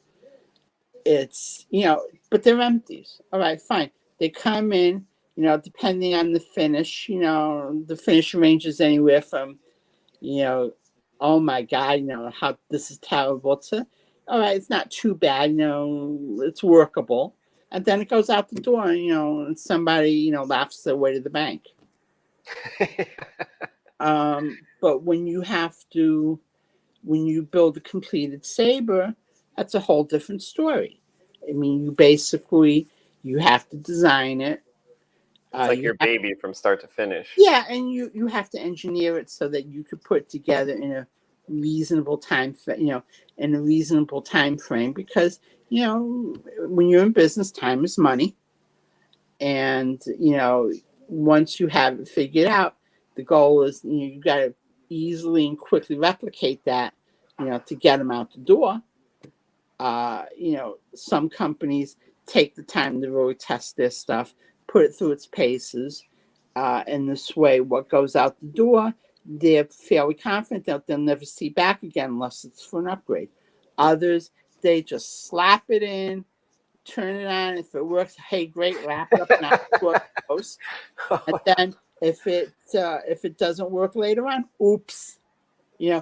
Like I said, if they're in a good mood, they'll help you out. If they're not in a good mood that day, you're on your own. Dark Guide says, that's why I only get empty sabers. If I choose to get one installed, I'll get it installed by someone that's a known installer. Yeah, that's a good idea. Yeah, I mean, and that's usually great advice. The problem is a lot of the better installers have long wait times. Yeah. Even these days, it could be months. And these days you have a lot of people. The community has grown. Things like etching, which was started way back when. That's a whole little cottage industry within Saber building. And I mean, those guys, they're constantly doing stuff around the clock. I mean, and they have long wait times. So, things get backed up. And, if they're one person, if something happens, like with the pandemic, if people get sick, then what? You see, they're stuck. I mean, they're basically, the shop's closed down more or less if they're, a single person operation. Nothing goes on until they're well enough again to do their work. Some installers do this full time, but they're the minority. Most other people do this as like a side thing, or originally it was a hobby. Now it's just a side thing to make a few extra bucks. Yeah, or like a company like Vader's Vault. It's like you have to take a big risk to become full time at this, as well. So it's like they have a big family, and they have kids to feed, but it's a risk. Like, are we going to step into this full time? They did it, but it's not always going to work for every single group that tries. And I mean, they'll probably kill me for saying this, but I remember the very early days when it was just down in Indiana and they were just doing customs. They didn't have the production lines and they didn't have everything that they have now. They struggled. I mean, they turned out great products, but they struggled. And it's same thing. I remember when Robert GCS decided to do this full time. I mean, he had his trepidations. He had started out with the core and horn run of sabers. It was 10 sabers. I was on that run. I love that saber. Because, I always liked Rob and I liked his work. So, the price was reasonable at the time. So I said, sure. It looked like a quality product, and it was. So those sabers rose in value too. Just like a year or two later, they were selling for like $2,000, and they weren't that expensive when you bought it from Genesis Custom Sabers. It was, I think, somewhere in the neighborhood of $1,200 or something like that. Yeah, it was a little, I think after taxes and whatever you paid in customs fees, so yeah, 12,000 is about right. But again, quality product, and I mean, I did sell mine. It was not an easy decision for me to make, but like I pointed out, I already have enough sabers. But I would, if he came out with the design I liked, I'd gladly get one, or I'd gladly collaborate with him or Soft Furnace or, anybody, any of the others on, a design. They, starting out, it's not that easy. I mean, people think, oh, I could solder 2 wires together and I can, solder a wire to a board. How hard can this be? I mean, no. And I used to see this all the time on TCSS. People come in, oh, I want to build a saber. Okay, fine. Go around, look around, read, ask questions. And I used to sit and answer the questions. And, they'd go off and they'd do it. And then, they'd come back later, usually after a few failed attempts. And, oh, this isn't as easy as it looked. And when they came, it's like, oh, well, I could solder 2 wires together. and all that stuff. You know, you can. How hard can it be? And they come to find out, oops, this is a little harder than you think. So, you know, it's, you know, experience is the best teacher. And, you know, I've always found that out to be true. I mean, you know, when I first started building, I mean, yeah, I did it for myself long before I started taking commissions. But, you know, it wasn't all that easy. No, I had an issue where I had a couple things smoke up a couple times. I called my dad over. I was like, this thing's on fire. You know, it was early on before I really knew Usually how to even solder correctly. And yeah, well, I mean, I could solder and everything, but I mean, what usually was funny, usually in my case, and Irv and I usually still have good laughs about it to this day, because, you know, we're friends. A couple of times had gotten things from him, and they were early on, you know, when the Crystal Focus, a good example, Crystal Focus 6 came out, and those were the ones that started with the color extender boards. yeah. Well, I had gotten one and gotten the color extender board. Well, what happened was something didn't, in production, something didn't get soldered right, and something didn't work on the board the way it was supposed to, because the connection wasn't made. And yeah, and here I am, you know, idiot trying to troubleshoot that for a while. It could be anything. That's what I've learned. When you're working on a saber, something goes wrong, it could be anything. So Yeah, you have to check like step by step what's going wrong. And the laughing thing is that, you know, basically, you know, Irv knows when I'm mad at him, because basically his ears are burning over all the way across the world in France. Usually when I'm pissed, his ears are burning. No, and, you know, and there were a couple other little things. You know, there was another little episode on, I think, Crystal Focus 5, where it had a different version, and there was some settings that were different that you know, we didn't know about. But, you know, I mean, it's not necessarily big things; it's little things, but they could be incredibly annoying. And you know, it's nobody's fault. I mean, you know, stuff happens. Those are the things that just extend the time a little bit longer than you think. I'll do this by 7 o'clock. If you have an issue, you're going to go to sleep that night, most likely with it unfinished, and then you wake up tomorrow and just keep going. Maybe see if there's an email from whoever you asked for what's going wrong, and you know, then you kind of and usually if you sleep on it or you come back 4 hours later, you have a different perspective. You can kind of maybe figure it out, or like I said, you know, your friend will call you back or whatever, and they'll have an answer. Or in my case, you know, or in my case, basically that 4 hours of sleep is the only thing that saved, you know, that particular sound card from either being thrown or smashed, or smashed with a hammer, something like that. No. We got TK Boomer here. William J. What's going on? TK actually has his own intro on my channel, so let me just play his intro real quick. T to the mother. Hey! Ooh, baby, I like it, boy. That's TK. We also have Mad Science Workshop. We have JB Kuma here. Ahoy, Saberinos. That's my favorite intro for Sabers. And we were talking about him before. So. Yeah. I love his Ahoy Saberinos. Like I'm gonna start stealing that maybe. Maybe I need to make like a little graphic, and I'm gonna say Ahoy Saberinos. Yeah. I like it.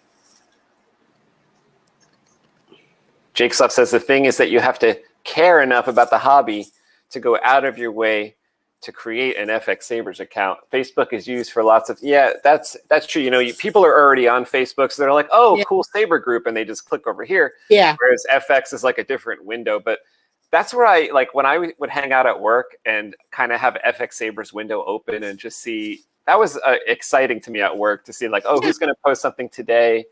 Like a new Saber, or you might be waiting for something to be posted. Yeah, or announcement of a run or something. Yeah.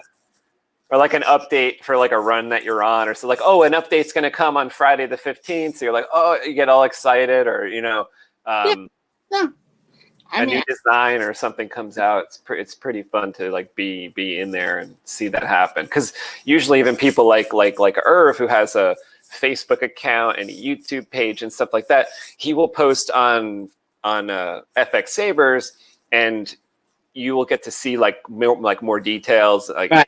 interact with him like personally on FX, ask questions right there. He'll answer right there. Yeah. I mean, social media is a double-edged sword. Yeah, it allows you to be on all these different platforms, but then the work involved and the time it takes to, FX-Sabers, and you post on, some of the other forums, maybe even the private forum. And then you got to post on the Facebook page. And then you got to post in this group. And then you got to post on YouTube. Then you got to put up a post on Instagram. And you remember when Nigon had like Twitter. a tool? And it's, remember when like Nigon had that tool that you could like copy, paste it onto the other forums, and it would like do it automatically? I never tried that, but neither did I. That was cool. But the thing is, it takes a lot of time. It uses up a lot of time, and these days, especially the way the saber community has grown, people don't always have that kind of time. I mean, you have people, like I said, like Vegas Vault Rob and a few others who do this, full time. A lot of other people, myself included, don't. I mean, this is something we do, on nights occasionally or on weekends usually, when we have free time. But, not everybody has that luxury. People who've come into this as a full-time business, yeah, they have the time and, it's their commitment to do it. But if it's not something you do all the time. My favorite thing is like I have a full-time job, so I can't do it full-time either. But my favorite thing is like a Saturday or a Sunday that I dedicate to it. And I get my big coffee. Like in the morning, I'll get like a big iced coffee. And then I just have that iced coffee. I put on like a Star Wars movie or video. And then I get to work. It usually something I've seen already. So it might be like a Star Wars movie or just a podcast about Star Wars or something. And then I can kind of listen to it and then just do my work. If I have to drill or saw something or use the Dremel, and I don't need to hear it because I've already seen it before or whatever, but I just like to have like the whole environment, like be, playing some kind of Star Wars movie or something. And I can really get into it. I don't usually listen to like a Star Wars movie. I'll usually just have music on, because this way I got tempted to go start watching, scenes out of the movie or whatever. You lose your focus. Yeah. Lose your focus, but, just play music, You know what I just started doing too? And I almost had a chance to listen to it today, but maybe tomorrow I will again, which is like the audio books for certain Star Wars books, like even ones that I've already read. Like I've read these Thrawn trilogy, years ago. But I just started listening to them again, or I started listening to them in the audiobook. And that's something too that I find that I like to work along with that going, because it's very Star Warsy, obviously. You're hearing about Luke Skywalker, hearing about Mara Jade and all this stuff, and it's like, okay, this makes sense to like be building a lightsaber in this with like listening to this. Right. I mean, everybody has their own different way of doing things, or their own. Some people have to work in silence. I mean, I'm good usually if there's music on in the background. Everybody else does their own thing differently. I mean, if you're out in the shop turning parts on a machine, you're not going to really hear much of anything. If you got headphones on, or you're going to be deaf. So it's different for different people.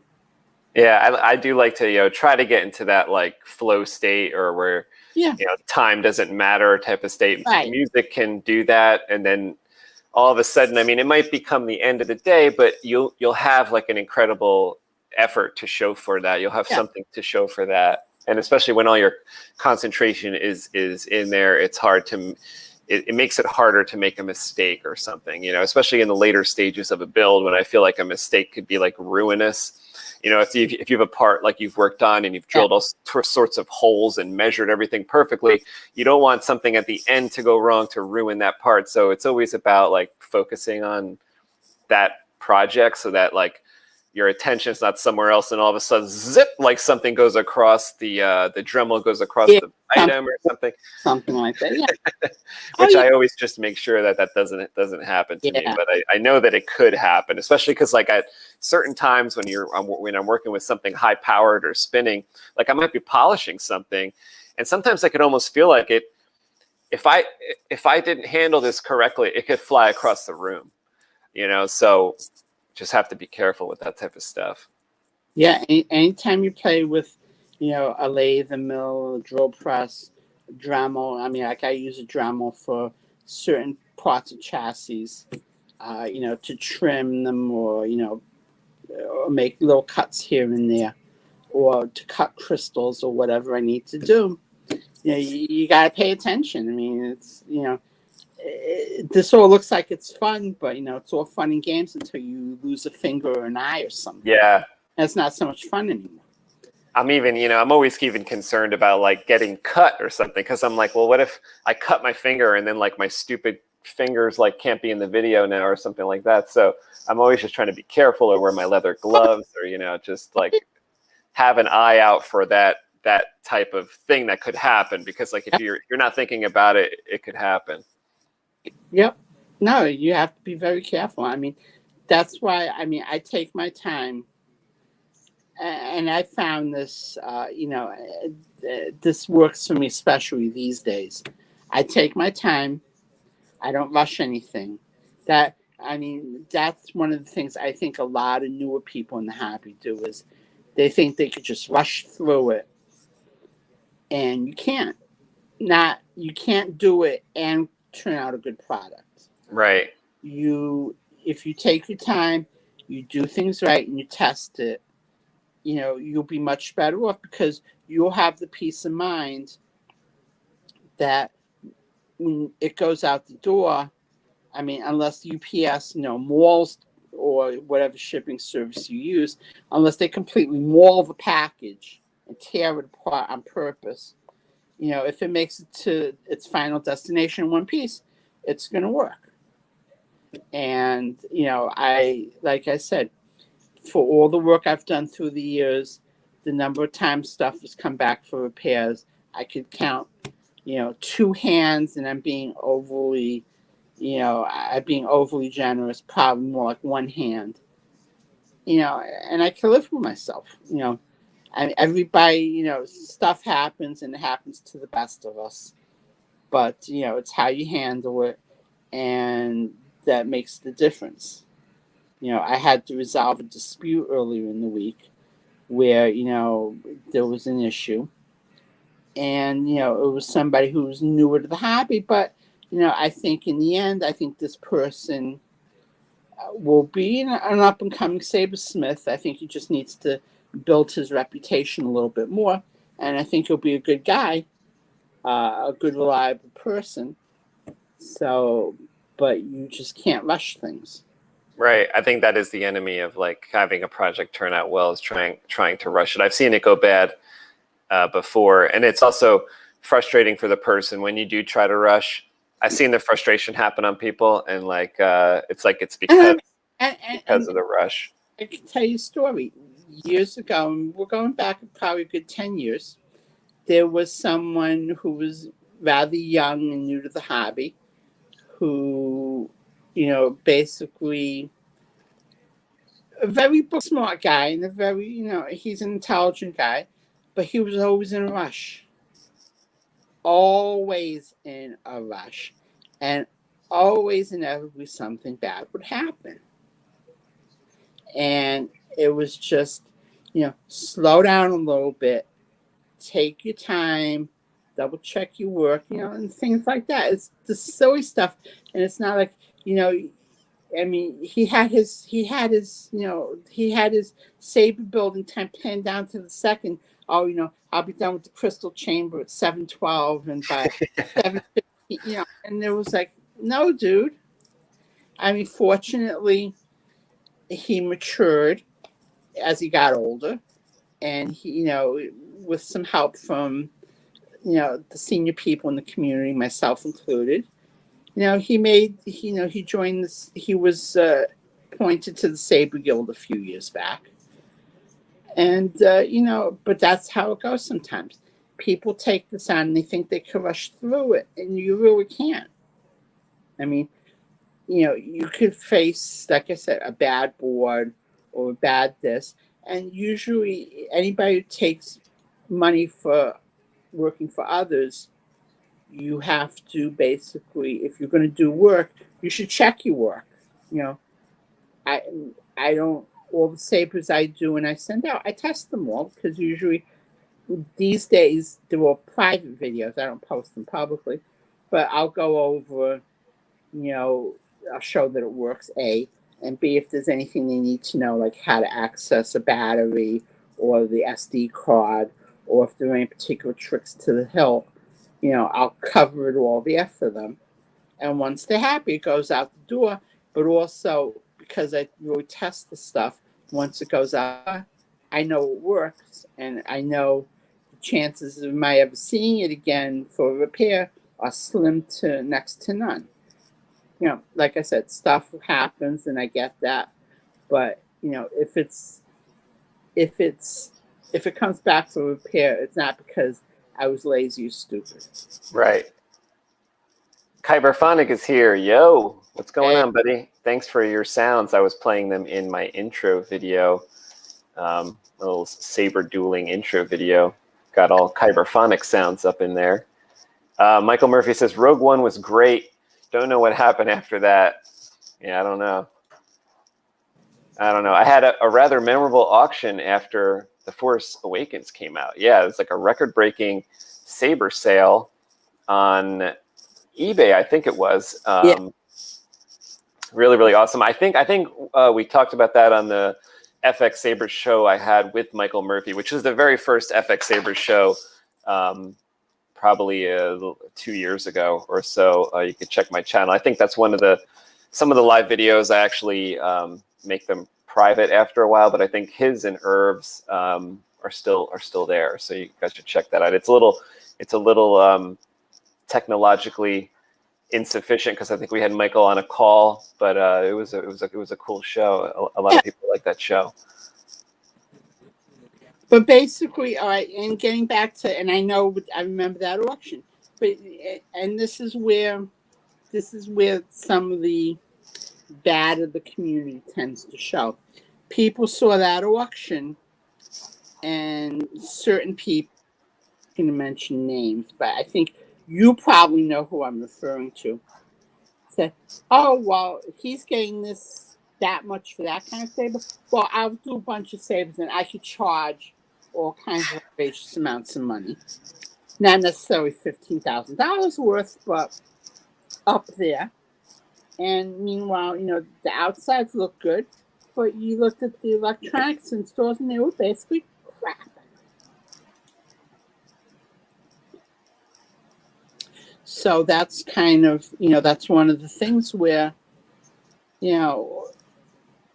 that's one of the pitfalls, is that, people see, the true artisans of the community, get good money for, their work, and it's stuff that they've, it's money well earned, and they think, oh, I could do it, anybody could do it, and then they just crank out crap, charge, charge an astronomical amount of premium for it, and if the person at the other end doesn't know any better, oops. And it's just like it's like working off of hopes, yeah, rather than solid connections. Michael says, if you can't duel with it, it's not really a lightsaber. TK says that's true. That's so true. Yeah, usually that's true. I think there are a couple of, there were maybe one or two exceptions to that. I could think of a couple of high-end pieces. I think like this contest saber I made, it probably shouldn't be dueled with, just because it's like it's like got a lot of like pieces bolted on, so, and maybe not that it's breakable or anything, but like you have these bits sticking out all over the place, so it's kind of built to be like a shelf. Yeah, I mean, like and also like the Black Mambas. Right. It was a skeletal, and yeah, they're built out of steel and brass and other things. I mean, let's face it, when you're looking at something that high end, you're not really looking to get it scratched up or whatever. Yeah, like I think the last Black Mamba that I saw go for sale, saw being sold was 8,000. And that's empty. No, that was actually the one that I installed. All right. Went from the client to another person, and the new owner, I guess, I think that was the price that I heard. So yeah, like a saber like that, you want to just put it on display. I don't think you want to like risk dropping it or something, because especially a Black Mamba piece, it's like, I don't think you could get a replacement part for a Black Mamba. So I don't think you'd want to do anything like that and risk dropping. I mean, imagine if you dropped it, it would just be a nightmare, an absolute nightmare. It would cost a car. It would cost like a Hyundai. It would be a Hyundai-sized accident, Michael says, I used to do RC car racing. I just go by the practice that your solder joints should be able to take the impact of an RC car in a crash, so build your saber accordingly. Yeah, I mean, that's true. I mean, the only problem is in saber building, the joints tend to be a little small from time to time. Yeah, I remember taking my dad's RC car into the curb a few times. RC cars like this big. I would go like 30 miles an hour into the curb with that. It would still work. Mm. TK Boomer says, I fried a couple Xbox 360 repairs before I got what I was doing wrong with my style, I guess. Yeah. That's intricate work too, I'm sure, fixing a PlayStation or an Xbox.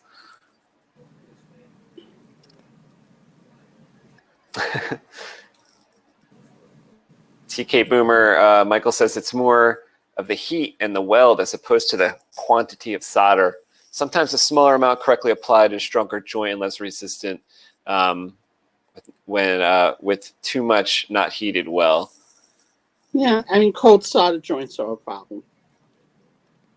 Oh yeah, always wear a face mask, says Michael, when you're doing belt sander stuff. Yeah. Or Dremel work or any other number of things. Yeah, some of that stuff, you think you'll be able to see the particles, but they're not visible a lot of the time, especially with like the fine dust coming off of the stuff. No, anytime you use like a Dremel or a sand or something like that, you gotta have a mask. Yeah, you can't social distance from the sander while you're using it, says Jake Soft. Exactly. I have to remember my face mask. I think I might do like a build stream on Sunday. It's just like where I kind of just stand there and sand stuff and build stuff out of aluminum. But it's nice to have all these face masks on hand. That's like the one upside to the pandemic. It's like people have face masks on hand now. So like JB would say, there's no excuse anymore. There's no excuse. You have to wear your mask. Excelsior Saber says yes. And blasting cabinets silicosis is no joke. It is no joke at all. You don't want any plastic bits or glass bits or silicone bits in your lungs. Not at all. Yeah, JB says so many bare wires shorting out, wrong battery, etc. People new to making customs in general ask for help, but they refuse to take them. That is, JB, that's funny. That's funny because I see that on the forums from like time to time. Jody, like, when someone on the forum will ask for help and then they don't like the answer, that's like one of the funniest. If I had $1 for every time I came across that, my secretary's doing this from my private island in the South Pacific. Yeah. When they don't like the answer, that's the interesting part. It's like you asked, but you don't like what the answer was, so you don't want to do it. On the other side is the old know-it-alls that refuse to accept new ideas and progress. Well, as we get older, we don't want the new stuff. Like Sir Raw Thunderman from the FX-Saber forums was on earlier, and he was saying that he thought just like me, he thought that string blades were going to be the future. So he built himself a string blade, and you know, he had a really bright lightsaber, and then all of a sudden, like, it changed to neopixel, and you just have to like scrap that scrap that idea. Here's the thing with technology. You know, we all like progress, and you know, and we all do. I mean, but the thing is there's, you know, progress with a purpose, and there's just, you know, cranking out stuff just to do it. And, you know, like neopixel blades, you know, they make things brighter. Great. It was the same thing when Tricrease came out. You had, you know, you had, you know, you had 2-die, and the third you could use for flash and clash. Same thing with the LED engines, only they were more power hungry way back when. All the features that, you know, the crystal focuses could do. I mean, again, you know, the 2.6, they didn't even have flash and clash. It only supported basically 1-die way back when. So what happens is that, you know, we go along with progress, but the thing is that, you know, it has to be vetted and proven first. I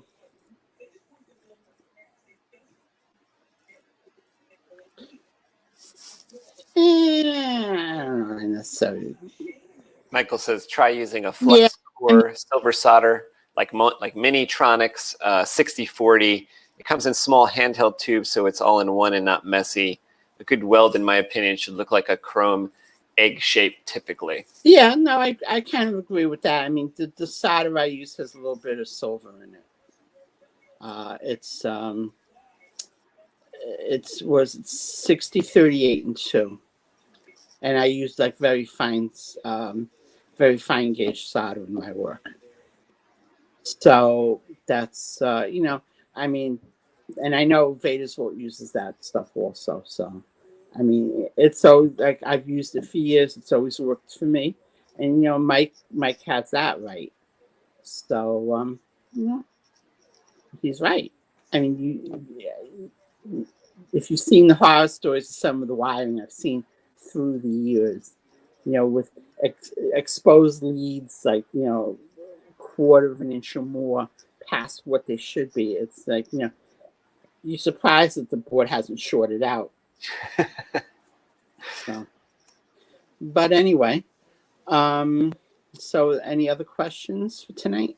Let's see, TK is on his way out. He says, have a good night. Have a good night, TK. Glad you learned something. Definitely check out some of those custom saber shop videos when you're wiring your lightsaber. They really help. They really help me when I'm building a lightsaber. Jake Stuff says, how do you even hold on to that thing, Space? That lightsaber, it's hard to hold on to, right? It's got a good spot up here, I think. Yeah, you can hold it kind of like that. Do your spinning. It's kind of down there where there's all those cords and stuff that aren't really glued into place. They're just like press fit in there. So winging a prayer, huh? Yeah, and like it's out of batteries or something right now. I never charged it from earlier, but yeah, it's like you can kind of hold it up top, I think, and maybe not really hit the Graflex pin or anything.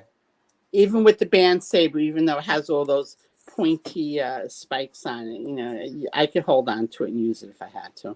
Yeah, you could find a way. It's like sometimes the lightsabers aren't going to be comfortable, I think, because it's like the original Graflex didn't, you know, it's a little awkward. Yeah. When you actually got your own, you know, you're like, oh, this is what a lightsaber is like. It's not like the most comfortable sword, like a samurai sword or something like that, but it's just the nature of technological weaponry, I guess. Looks awesome, though. Well, thank you, Jake. That's very kind. Thank you. Yeah, Michael says you spin it very carefully. He know. Nothing like a little voltage to spare. Add your 5 volts to your neopixel. Watch something smoke up. It'll last longer that way, says JB Kuma. Yeah, just run 12 volts through the audio for maximum loudness. Try that with your Kyberphonic sound font. Yeah. I always wanted to try the 12 volt like car LEDs, like when like an Audi's coming straight at you and they got like the daytime running lights that are like white, and all the cars have them now, right? Yeah. Like Gary from Bespin Custom Props told me maybe 4 or 5 years ago. He said, "Why don't you try using 12 volt? Because there's a way I can do 12 volt. I even have like a 12 volt battery and stuff." Or I was thinking about that, That almost reminds me of the very rare SSR 90 builds that were like a super bright.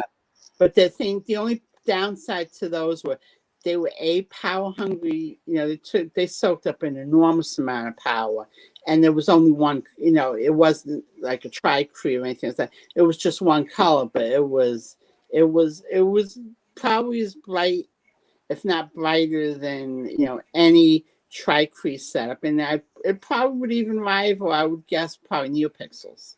Yeah, I think so. Because a couple of us did them, but you needed you needed a cooling fan in the hilt, because this thing would. I mean, you had to have a strength heat sink for that, because that thing got very hot. The whole hilt got really hot. I think his name was Sunrider on the forums. Yes, make that. Did that, but as he had one. As Maria Day had also done one. Cannibal had done one, because I played with his. I mean, a few of us had tried it, but you needed. I mean, you had to have heat. You had to have massive heat sinks. We had wired fans into these things to try to keep everything cool. And unfortunately, they stopped making those particular LEDs, but some people probably still have them. Yeah, but they only came in like blue, green, and white. I think those are is another name for those flat light. Because when I was talking to Deanna from Vader's Vault a number of years ago, we were talking about making like the brightest saber that could possibly be made, and they were going to maybe help me do that. And one of the things she mentioned was we might use a flat light for this, flat light. And I was thinking that might be a brand name to one of those lights that you're talking about, one of those LEDs you're talking about. I don't know. Because at the time, everyone was using what I think it was like a 10 watt or a 12, a 10 watt. And I think the flat light was like 20 watt or something. Something else. Well, those were they were known, they were the Luxian SSR 90s, I believe. Okay, so it was like a brand name to that or something, or a different name. No, they were put out by Luxian. It was just that the model was like because it was just basically it was like a tri-cree or anything like that. It was just one single diode, but square in the middle. It looked like the very old single die LEDs, only the die was considerably bigger and considerably more power. I mean, this thing did not last very long. This thing ate through batteries. It's like 10 or 15 minutes, and that was it. Also, the tilts got so hot that basically you had to practically be wearing pot-holder gloves after a few minutes with these. That's hilarious. Wow. But the thing is, to generate that kind of brightness back then, that's why you needed the heavy duty. I mean, I don't even know if I still have pictures anymore.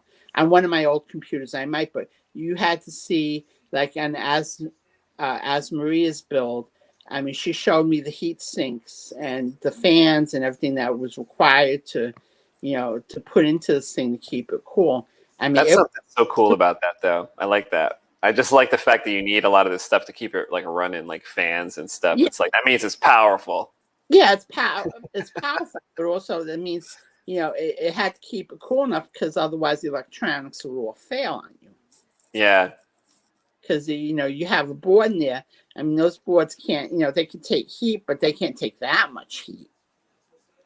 So it's just one of those things. But as time has gone on, things like we went from, the single LED emitters to LED engines to the tri-rebels to tri-crees and now to string blades and then to neopixel. So, I mean, there's been progress through the years, just like on sound cards. I mean, basically, the old, crystal focus I showed earlier. I mean, it only had, you had Clash, you had Hum, and you had Lockup, but you didn't have Flash on Clash. You didn't have any of that stuff. Nowadays, the thing does You have everything. spin, you have stab, you have Force, smooth swing, and Force 1, Force 2, menu sounds. all that kind of stuff. And I mean, that's what you get. So, I mean, that's, but it's all progress and, then it takes time.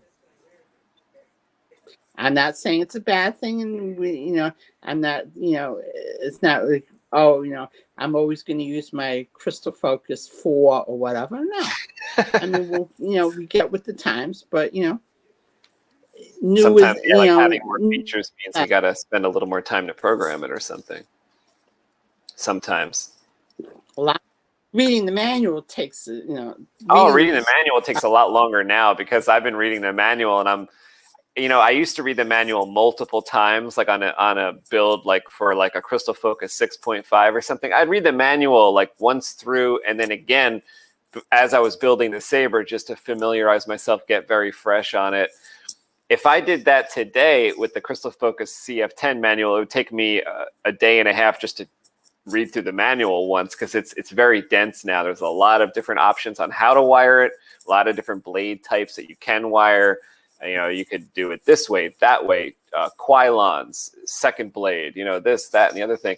So it's a little more dense in there now, but it's still like it's a cohesive question and answer book because any question that you have really it's probably present in the manual. It's just going to take a little bit to kind of find that out and figure it out. But it's got all the info there. Like the other day, I figured out how to, they have this whole section now of like how to custom make your own colors. So I was in there kind of custom making my own colors. Irv has ways you could do it. There's like 3 different ways you could do it, and he makes it easy. Yeah. There's an easy, a medium, and a more, in-depth way to do it. And that's the whole thing. I mean, with all this stuff, there's that much more you need to know, or you have to know. And so that means there's that much more reading, there's that much more that, you have to, that much more knowledge that you need to have to get the stuff to work the way you want it to. I mean, everything, it's not all simple and it doesn't all come on like a 1 or 2 page cheat sheet. Yeah. I mean, the old CF manuals, back in the day were 20, 30 pages top. Now it's, 180, 70, 80, 90, pages, and I'm sure I've missed, I haven't looked at the latest updates, but, I'm sure each update generates, another 5 or 10 pages. Yeah. And pretty soon you're going to basically have War and Peace.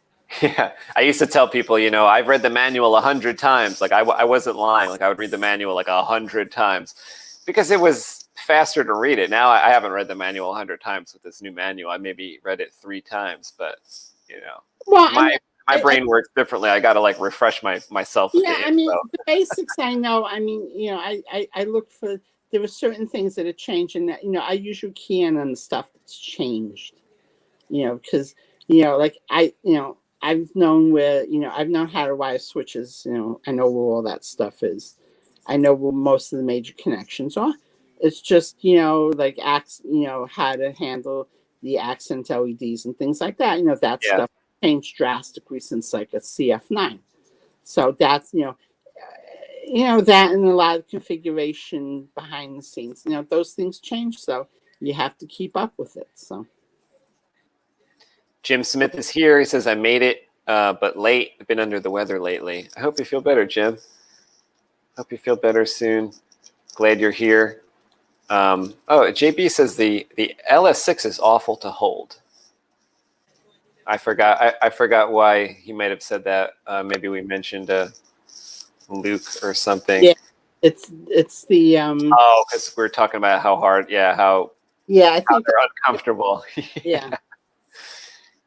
Well, the LS6 like D-Bird might be like if it's from Saber Forge, it's going to cut your hand up. The Graflex is like the most awkward claymore ever. Yeah. I've been dueling with the Graflex since 2003, and if you hold it like Anakin did, it's just fine. I like spinning my Graflex a lot. I have a certain way I hold it. If I have it here, I have a certain way I hold it where it's like I put, and I think I talked to Michael about this too. It's like I put my thumb, I kind of rest my hand like that on a Graflex, and I seem to be okay to kind of twirl it around. I think it's pretty comfortable myself. You have to hold it just right to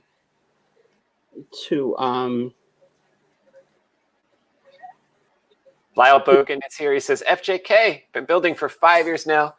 Couldn't have gotten started without you and the custom saber shop. Thank you so much. No Thank problem. you, Lyle. That's awesome. Thank you for saying that to Jody. That's really nice. But like I said, you have to develop, especially with control boxes are concerned.